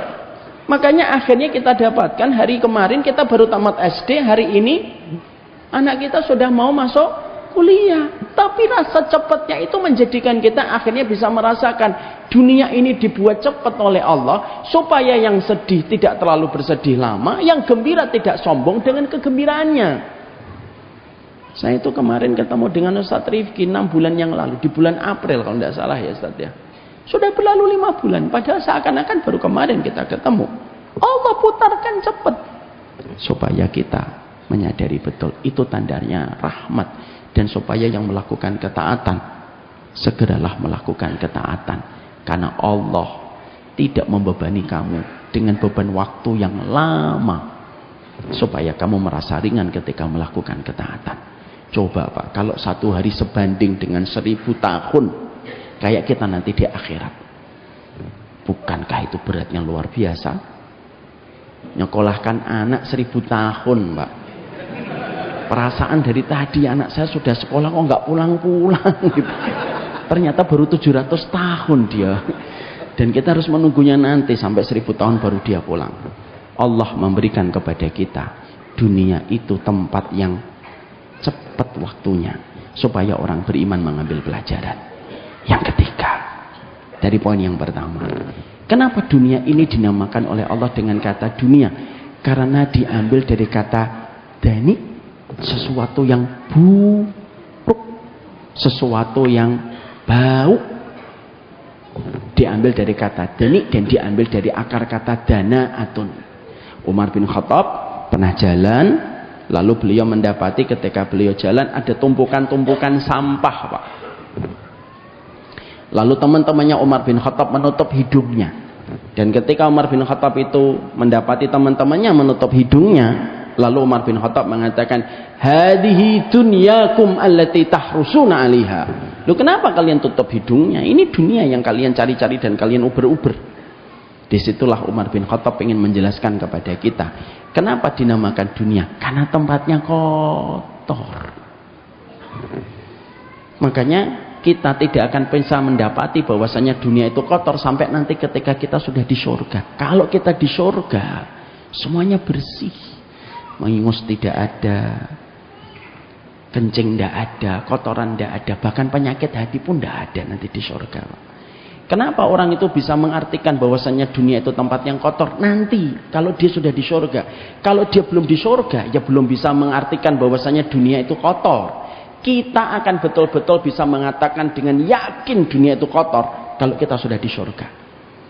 Perumpamaannya, kalau kita misalkan dulu ketika kita masih kecil, apa permainan yang paling kita gandrungi dan paling berharga untuk kita? Permainan yang paling kita senangi dan paling kita gandrungi itu adalah layangan, kelereng. Dan kita rela itu main dari jam 12 sampai jam 5 sore.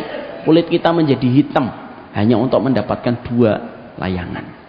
Pada saat itu kita merasa bahwasanya itu paling berharga untuk kita.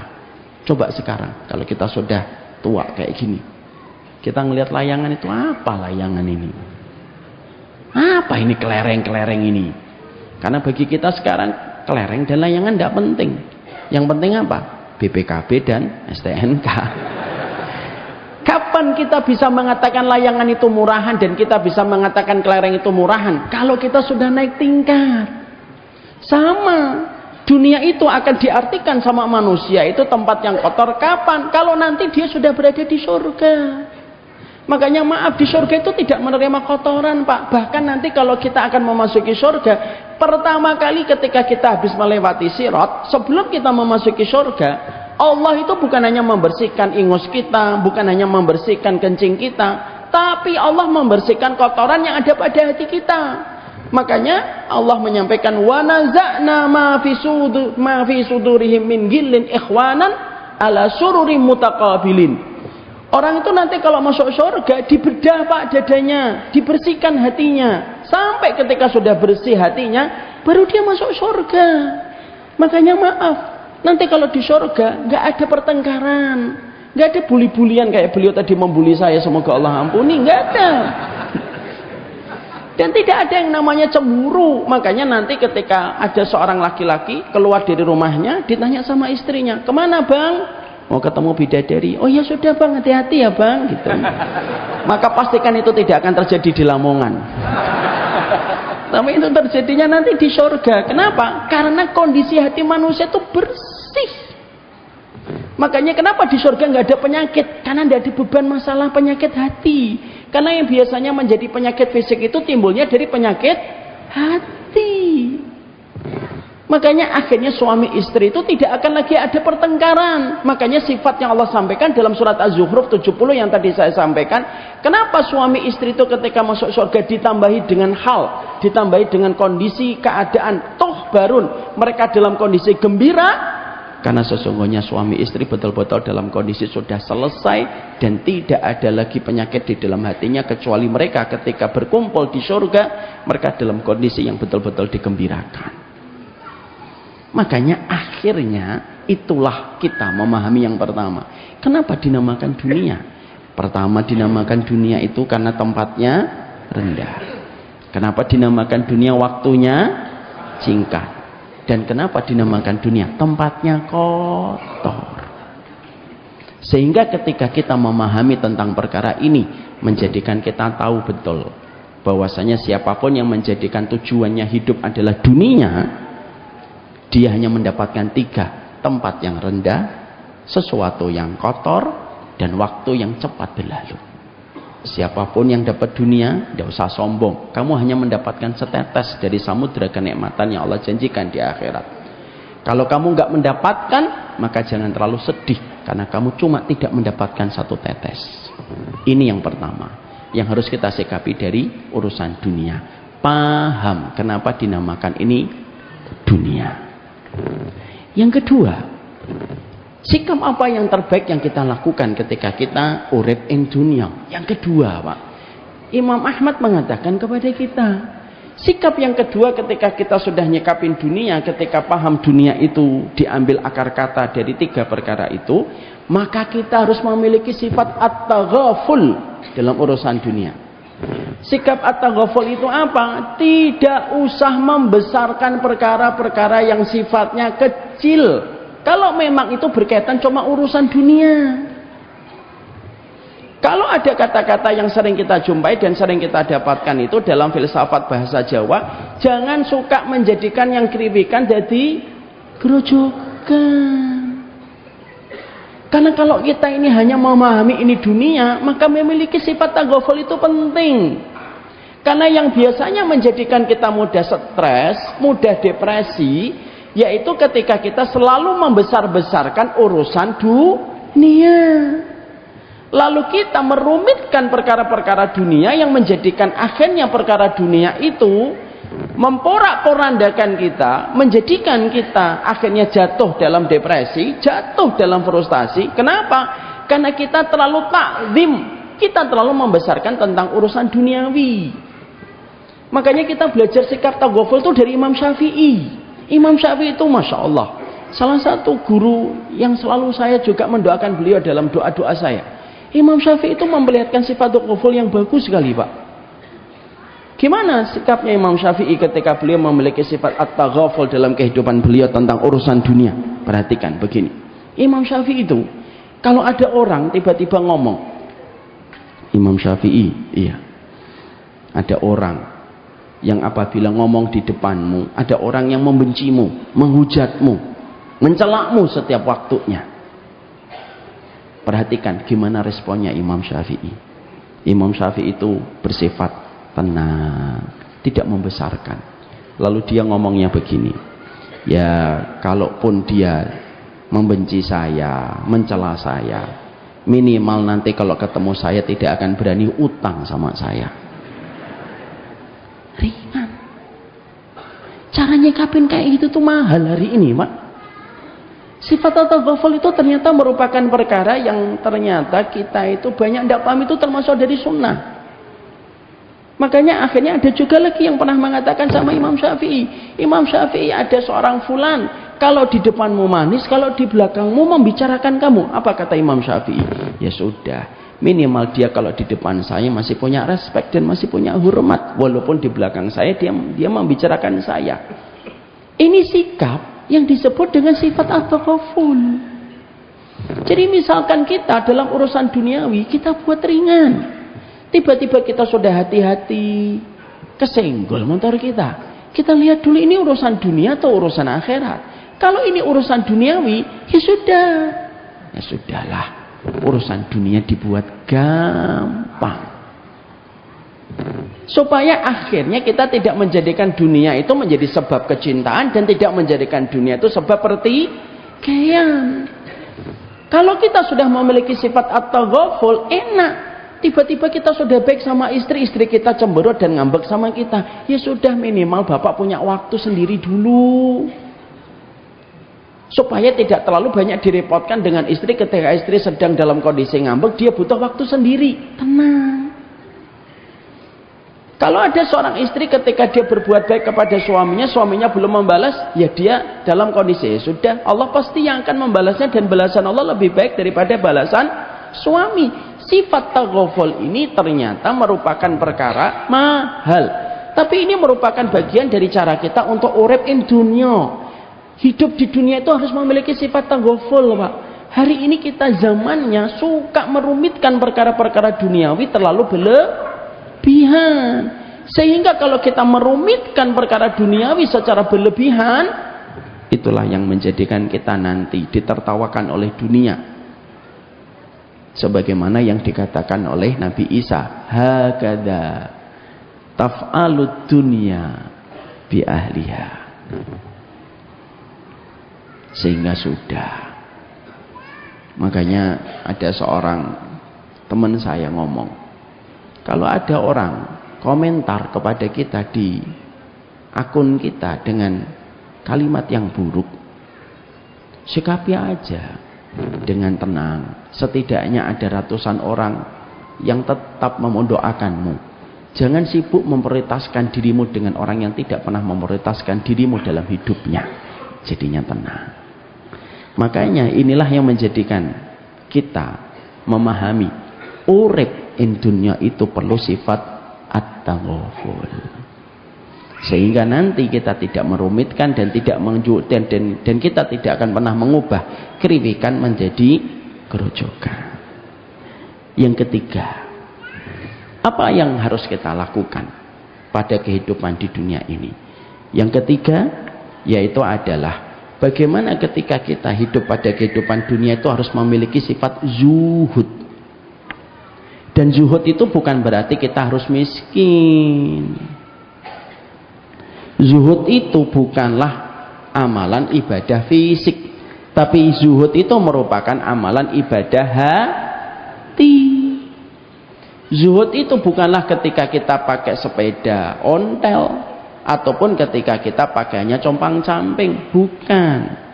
Tapi zuhud itu adalah bagaimana sikap hati kita ketika kita menempatkan urusan dunia, tidak menjajah kita, tidak memenjarakan kita, dan tidak memperbudak kita. Sikap kita untuk senantiasa merdeka ketika menerjemahkan dunia kita, itulah yang disebut dengan sikap zuhud. Makanya Imam Ibnu Rajab itu mengatakan zuhud itu ada 3. Apa itu zuhud itu? Yang ketiganya itu kalau kita memilikinya maka kita telah memiliki sifat zuhud. 1. Zuhud itu adalah yakin kepada apa yang dijanjikan oleh Allah dibandingkan dari apapun yang dikatakan manusia. Itulah zuhud. Yakin kepada apa yang dijanjikan Allah lebih besar daripada keyakinan kita daripada apapun yang dikatakan manusia. Itulah zuhud. Walaupun dia kaya raya. Maaf ya Pak, terkadang ada yang miskin belum tentu zuhud. Tapi terkadang ada orang yang kaya raya tapi dia zuhud. Saya sering menyampaikan dalam bentuk kalimat, ada dalam bentuk contoh. Saya di kompleks saya, kadang-kadang jam 4 pagi sudah ada yang ngorek-ngorek sampah. Kita bukan berarti lebih baik dari beliau, enggak. Kita ngambil contoh sebagai sebuah perenungan untuk kita. Beliau ini sering saya lihat, saya sering mengajak beliau untuk sholat. Pak, sholat dulu yuk Pak, gitu. 5 menit, 10 menit selesai, naik mobil saya nggak apa-apa. Ya kita ke masjid. Tapi selalu jawabannya sama. Setiap saya ketemu beliau jam 4. Nanti aja Mas, pakaian saya kotor. Ya sudah, saya pergi masjid.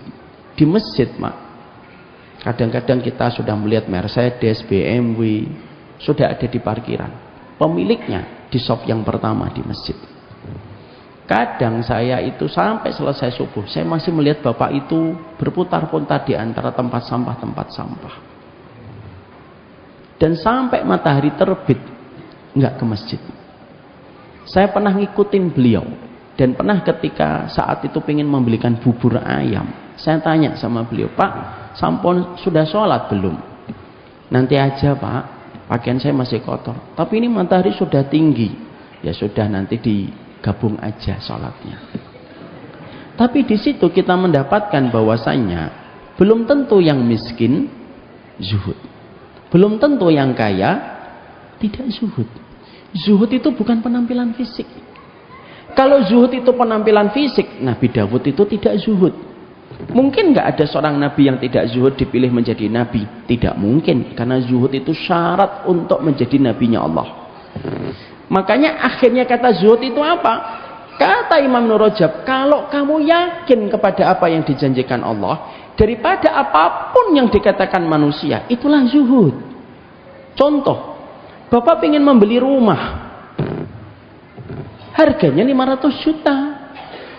Orang ngomong, kalau ingin membeli rumah itu kamu harus ngambil riba, karena kamu gajinya cuma 5 juta per bulan. Kamu tidak bisa memiliki rumah 500 juta. Kamu harus mengumpulkan 100 kali lipat supaya bisa membeli rumah itu. Tapi ketika Bapak itu mendapatkan banyak sekali masukan supaya dia mengambil riba, lalu Bapak itu mengatakan, maaf, saya tidak mau ngambil riba. Kalau rumah ini memang milik saya, pasti akan datang dengan cara yang Allah atur. Kalau memang itu miliknya saya. Kalau itu bukan miliknya saya, walaupun saya mengambil dengan cara riba, dia pasti akan lepas dari tangan saya. Kalau itu memang bukan rumah saya. Orang-orang pada bisik-bisik dan ngomong, hari gini beli rumah nggak pakai riba. Lalu dia bermaksud bisa nabung lalu membeli rumah. Ngimpi orang itu. Tapi orang itu ketika dikomentari semacam itu tetap yakin dengan apa yang dikatakan Allah. Itulah zuhud. Anak bapak dibawa ke pondok. Orang ngomong dong, hari gini kok di pondok. Mau SMA aja cuma jadi kasir kok. Malah kamu nyokolain anakmu di pondok, ngafalin Quran, ngafalin Alfiyah. Nanti mangane opo? Kerjanya di mana? Tapi sang bapak tetap mengatakan, tidak mungkin Allah membiarkan hambanya kecuali Allah yang menanggungnya selama dia punya ilmu. Ketika Allah mendapati dia beriman, itu namanya zuhud. Bapak punya anak perempuan, umurnya 24 tahun, belum punya pacar. Orang ngomong, lu anakmu nggak boleh pacaran Mas. Enggak dong. Kenapa nggak boleh pacaran?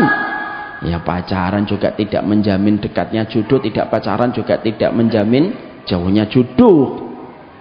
Hari gini kok ndak pacaran. Oh, yang pacaran aja belum tentu kawin kok, apalagi ndak pacaran. Tetapi bapak tetap mengatakan, saya tetap tidak membiarkan anak saya pacaran. itulah yang dinamakan zuhud. Jadi pada kehidupan di dunia, urip in dunia itu perlu zuhud, bukan berarti harus miskin, enggak. Kaya itu enggak ada aib selama kekayaan itu tidak menenggelamkan hati kita. Yang terpenting hatinya jangan bocor. Lautan itu tidak akan membahayakan kita selama perahu kita tidak bocor. Kapan lautan itu berbahaya untuk kita? Kalau perahumu bocor. Lautan itu berbahaya untuk kamu karena kamu akan tenggelam. Tapi selama perahu kamu itu tidak bocor, lautan itu tidak akan membahayakan kita. Kapal kita dan perahu kita itu merupakan perumpamaan hati kita. Maka air lautan itu ibaratnya dunia. Karena dunia itu tidak salah. Yang salah itu cara kita ketika kita melihat urusan dunia lalu kita kalah dengan urusan dunia. Karena sesungguhnya sebagian ulama itu ada yang mengatakan kaya yang bersyukur itu terkadang lebih banyak memberi manfaat. Makanya maaf ya Pak, kalau saya bapak dan ibu saya tanya, mana yang lebih utama, kaya yang bersyukur atau miskin yang bersabar? Siapa yang menjawab A? Kaya yang bersyukur. Siapa yang jawab B? Miskin yang bersabar. Atau ada yang menjawab C? Enggak sabar, enggak syukur. Siapa yang jawab A? Angkat tangan. Masya Allah. Siapa yang jawab B? Siapa yang jawab C? Ini murid antum kayak gini Ustaz.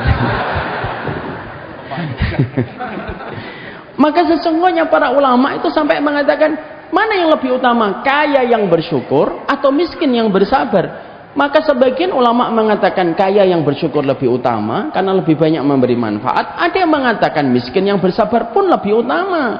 Tapi jawaban yang paling rajih dan paling kuat itu adalah di antara mereka yang paling utama, yang paling bertakwa di antara keduanya. Tapi maaf, kaya itu tidak salah Pak.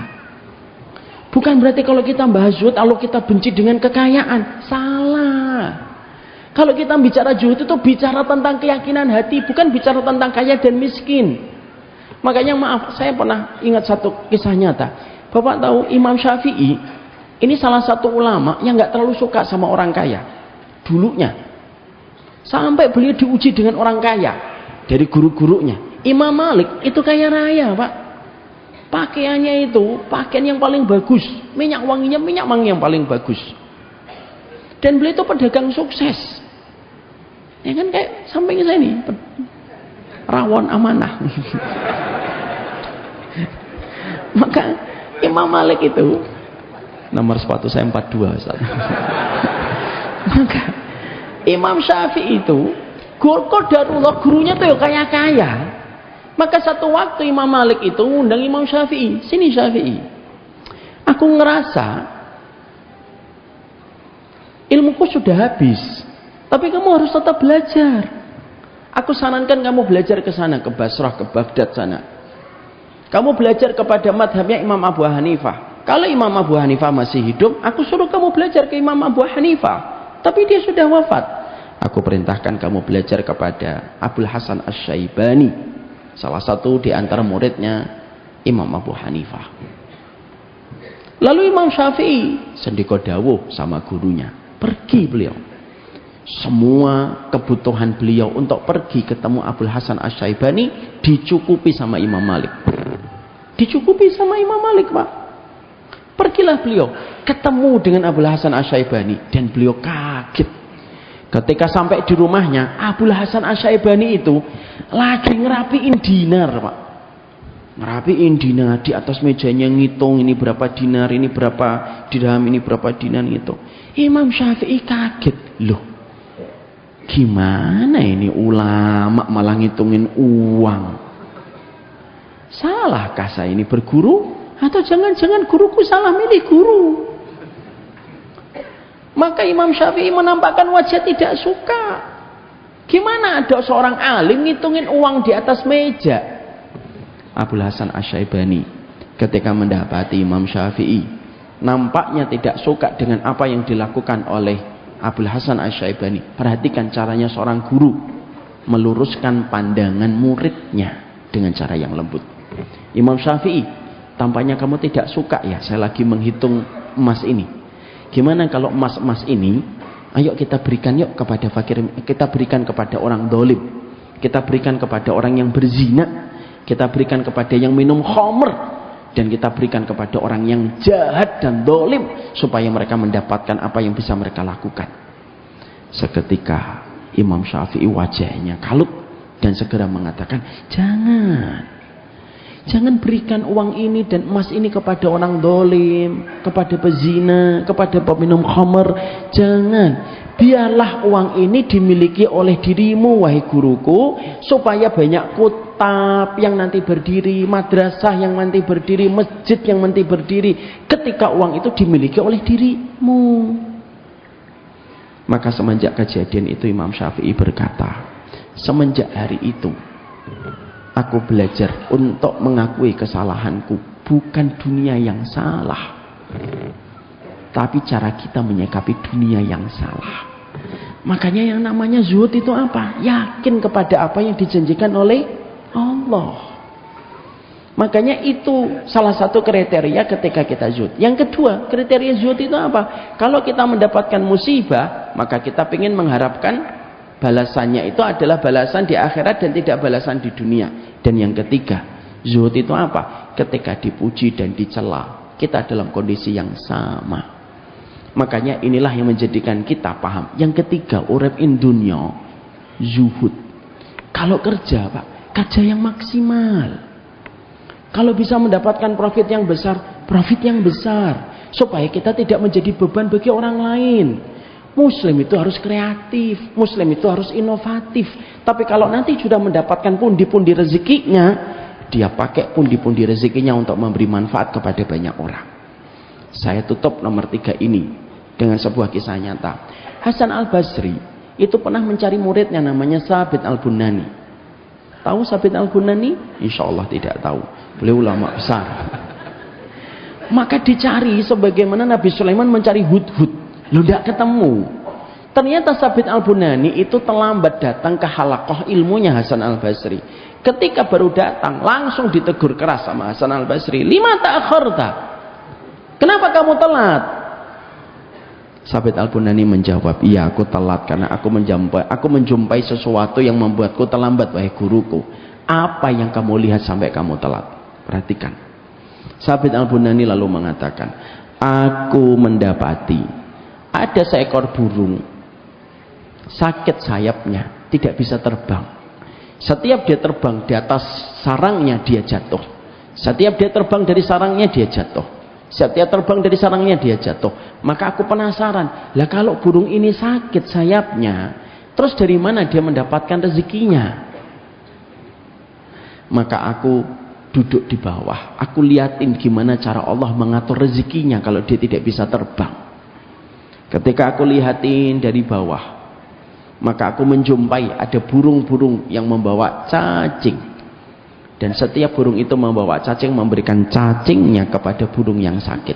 Berulang-ulang sampai burung yang sakit itu kenyang dengan setiap cacing yang dibawa oleh burung-burung yang datang ke sarangnya.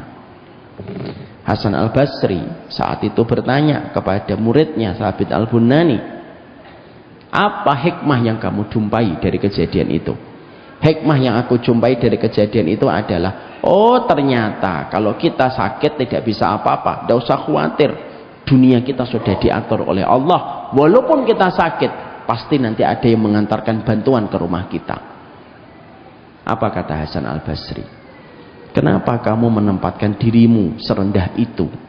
Kenapa kamu tempatkan dirimu sebagaimana burung yang sakit? Kenapa kamu tidak tempatkan dirimu sebagai burung yang membawa cacing? Kalau setiap umatnya Nabi Muhammad menempatkan dirinya sebagaimana burung yang sakit di sarangnya dan menunggu cacing yang datang ke sarangnya, hinalah umatnya Nabi Muhammad SAW. Tapi ketika umatnya Nabi Muhammad itu menempatkan dirinya sebagai burung yang membawa cacing, itulah kemuliaan, itulah izzah. Dan itulah yang harus kita pahami. Makanya maaf, hidup di dunia itu bukan berarti kita menceraikan dan mengharamkan dunia. Allah mewajibkan kita hanya untuk zuhud Dan zuhud itu bukan berarti kita miskin, tapi zuhud itu adalah sikap bagaimana hati tidak mengendalikan kita dan tidak menjajah untuk merusak kehidupan akhirat kita. Maka itulah sikap yang ketiga, sikap zuhud yang kita miliki. Yang keempat, apa yang harus kita pahami? Maka sesungguhnya yang kita harus mengerti dan kita harus pahami bagaimana kita menjalani kehidupan kita di dunia, yaitu adalah yang ketiga, memahami betul bahwasanya ini tempat mazru'ah dan ini merupakan tempat kita bercocok tanam dalam setiap kebaikan dan setiap ketaatan. Persis dengan apa yang tadi disampaikan sama Ustaz Rifki. Makanya Bapak, maaf Ibu, orang yang mati husnul khatimah, apa itu salah satu tandanya? Berkeringat dahinya. Yamutul mu'min biarkil jabin. Orang mukmin itu kalau meninggal dunia berkeringat, itu dahinya berkeringat, pelipisnya. Kenapa orang yang beriman itu mereka berkeringat dahinya? Rasulullah tidak meninggal di Masjid Nabawi, Nabi tidak meninggal di Masjidil Haram, Nabi tidak meninggal di perang Uhud, Nabi tidak meninggal dalam perang Badar, tapi Nabi meninggal dunia itu husnul khatimah di atas pangkuan Aisyah. Apa tanda husnul khatimahnya Nabi Muhammad? Berkeringat dahinya, berkeringat pelipisnya. Saya pernah menyaksikan sahabat saya, Pak, lulusan Madinah. Beliau malam-malam saya diberitahu oleh keluarganya sakit perut. Sakit perut itu pun sudah mati, salah satu tanda kesyahidan. Bawa ke rumah sakit, menjelang subuh meninggal dunia. Habis kajian subuh saya datangin dan saya duduk di sampingnya. Saya lihat berkeringat. Saya ambil tisu, saya usapkan. Keringat lagi. Saya ambil tisu lagi, saya usapkan ke sini, minta izin sama istrinya. Berkeringat lagi. Itulah husnul khatimah. Pertanyaan kita, kenapa orang husnul khatimah itu tandanya bukan dengan senyuman? Senyuman itu hanyalah bagian dari husnudon kita. Ini orang yang tenang dalam mati. Tapi kalau secara riwayat, kematian husnul khatimah itu berkeringat dahinya. Kenapa kematian husnul khatimah itu dengan berkeringatnya dahi? Karena Allah ingin menyampaikan pelajaran untuk kita. Orang ini lelah dari urusan ketaatan di dunia, dan kelelahan itu simbolnya dengan keringat yang keluar pada dahi dan pelipisnya. Makanya maaf, kehidupan dunia ini adalah tempat untuk memberikan yang terbaik kepada Allah. Makanya ada satu riwayat yang pernah disampaikan oleh Ibunda Aisyah. Bapak dan Ibu, ini riwayatnya Masya Allah menggetarkan hati. Ada seorang perempuan datang kepada Ibunda Aisyah, lalu mengatakan kepada Ibunda Aisyah, "Wahai Ibunda Aisyah, tanganku sakit." Lalu Ibunda Aisyah bertanya, "Kenapa tanganmu sakit?"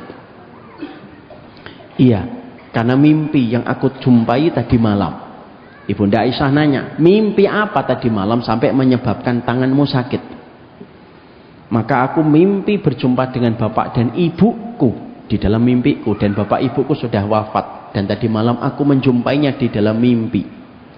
Tapi sebelum aku menyampaikan isi mimpiku, maka aku harus menceritakan tentang apa yang terjadi pada bapak dan ibuku," kata wanita ini. Wanita ini lalu berkata, "Aku punya seorang bapak. Bapakku dermawan, suka infak, suka sedekah. Tidaklah dia mendapatkan satu celah kecuali dia banyak berinfak di tempat itu. Tidaklah dia mendapatkan satu kesempatan kecuali beliau itu berderma. Dan itu beda dengan ibuku. Ibuku sepanjang hidup ketika aku membersamainya, ibuku hanya 2 kali berinfak.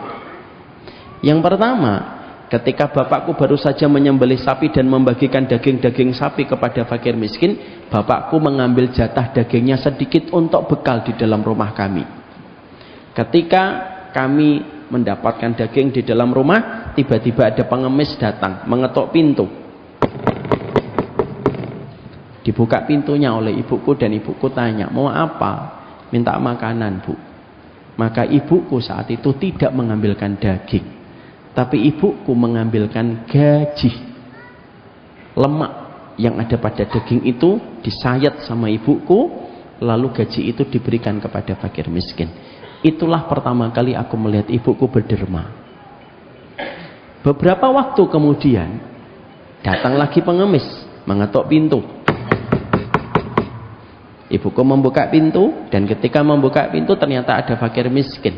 Lalu ibuku tidak memberikan apapun kecuali dia memberikan selembar kain yang ada di dapur, diambil, ada dua kain di dalam dapur, diambillah dua kain itu diberikan kepada fakir miskin itu. Itulah dua kalinya aku mendapati ibuku berderma, yang bertolak belakang dengan kebiasaan bapakku.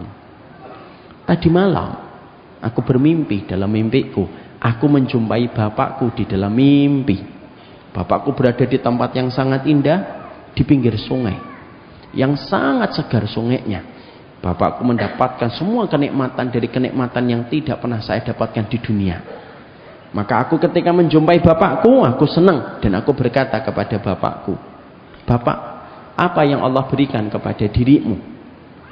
Seketika bapakku mengatakan, "Allah membalasnya dan melipat gandakan apa yang Allah berikan kepadaku dari apa yang aku berikan di jalan Allah ketika di dunia. Ini buah-buahan, ini daging, ini istana, ini sungai di bawah, di sampingku, semuanya milik Bapak, diberikan oleh Allah untuk mengganti semua yang Bapak berikan ketika dulu di dunia." Maka aku bergembira sekali. Aku memeluknya, aku menciumnya, dan aku betul-betul meluapkan rasa rinduku kepada Bapak. Bapak dan Ibu, mimpinya orang yang hidup kepada orang yang meninggal dunia itu hak, sebagaimana di dalam surat Az-Zumar 42. Maka ketika aku meluapkan rasa rindu itu, pada saat itulah aku bingung. Tiba-tiba aku mencari ibuku dan tidak menjumpai ibuku, dan aku berkata, "Pak, mana ibu? Kok ibu tidak ada di tempat ini?" Maka pada saat itu bapakku berkata, "Kalau kamu tidak," lalu bapakku bertanya, "Apakah ibumu sudah meninggal dunia?" "Sudah." "Dia sudah meninggal dunia?" "Sudah." Bapakku sempat kaget. "Kalau ibumu sudah meninggal dunia dan ternyata tidak menjumpai bapak di tempat ini, ikutilah jalan ke kiri jauh ini sampai nanti kamu ada dapatin orang-orang berkerumun di tempat itu, maka bisa jadi ibumu di tempat itu. Kalau ibumu sudah meninggal dunia tapi tidak menemui bapak di tempat ini." Saya pada saat itu merasa, kenapa ibu tempatnya beda dengan bapak? Aku susuri sepanjang sungai itu ke sebelah kiri, sampai aku susuri jauh, dan aku jumpai ada satu titik hitam yang aku paham itu gesturnya ibu saya. Dan ketika aku semakin dekat, aku kaget, dan itu betul ibu saya. Tidak ada yang menempel pada badannya kecuali dua kain lap yang pernah diberikan ibuku kepada fakir miskin.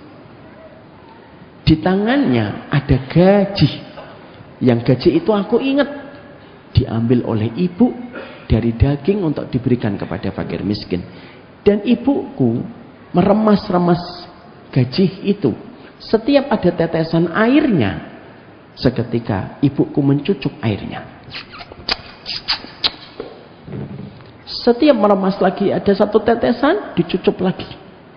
Dan itu berulang-ulang. Ketika aku menemui ibuku dalam kondisi bersedih, aku berkata, "Apa yang Allah lakukan kepada dirimu, wahai ibuku?" "Allah memberikan kepadaku sesuai dengan apa yang aku perbuat ketika aku bakhil." "Kamu ingat dua kain lap ini?" "Iya." "Kamu ingat gaji ini?" "Iya." "Dan inilah yang aku dapatkan." Lalu ibuku tiba-tiba berteriak, "Atsyan, atsyan." Haus, haus.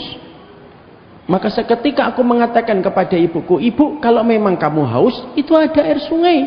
Ambillah, itu air sungai yang menyambung dengan sungainya Bapak." Lalu ibu mengatakan, "Allah mengharamkan air sungai itu untukku."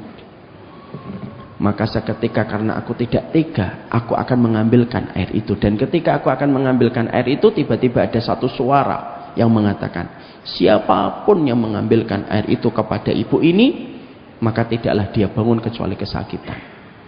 Aku ambil tetap paksa air itu, aku cucukkan kepada ibuku dan aku terbangun. Dan seketika tanganku sakit ketika bangun dari tidurnya. Seketika Ibunda Aisyah ketika mendengarkan kisah mimpi itu, Ibunda Aisyah nangis. Apa ayat yang dibaca oleh Ibunda Aisyah? "Famay ya'mal misqala dzarratin khairan yarah, wa may ya'mal misqala dzarratin syarran yarah." Disitulah akhirnya kita memahami pelajaran yang ketiga, pelajaran yang keempat. Inilah tempat kita di mana kita bercocok tanam dalam setiap kebaikan. Setiap kebaikan kita sejatinya tidak ada yang sia-sia. Makanya ada satu kaidah, innal birra la yabla. Sesungguhnya kebaikan itu tidak ada yang expired, dan kebaikan itu tidak ada yang basi pada kehidupan ini. Yang kelima, yang terakhir, yaitu adalah ketika kita memandang urusan dunia, lalu kita tidak mendapatkan apa yang kita inginkan dan apa yang kita harapkan, terbiasalah untuk menanamkan bahwasanya itu akan kita dapatkan kelak di akhirat.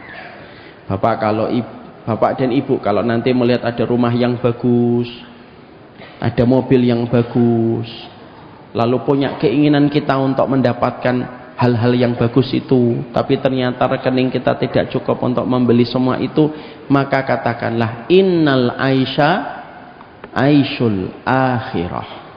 Sesungguhnya kehidupan kami nanti di akhirat. Saya tidak mendapatkan di dunia, tapi insya Allah nanti mendapatkannya di akhirat.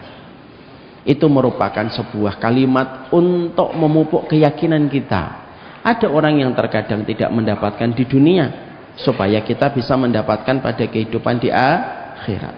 Makanya Rasulullah mengatakan, kalau kamu melihat sesuatu yang membuatmu takjub, melihat sesuatu yang membuatmu terpukau, maka kamu tidak memiliki itu, maka katakanlah innal aisha aisyul akhirah.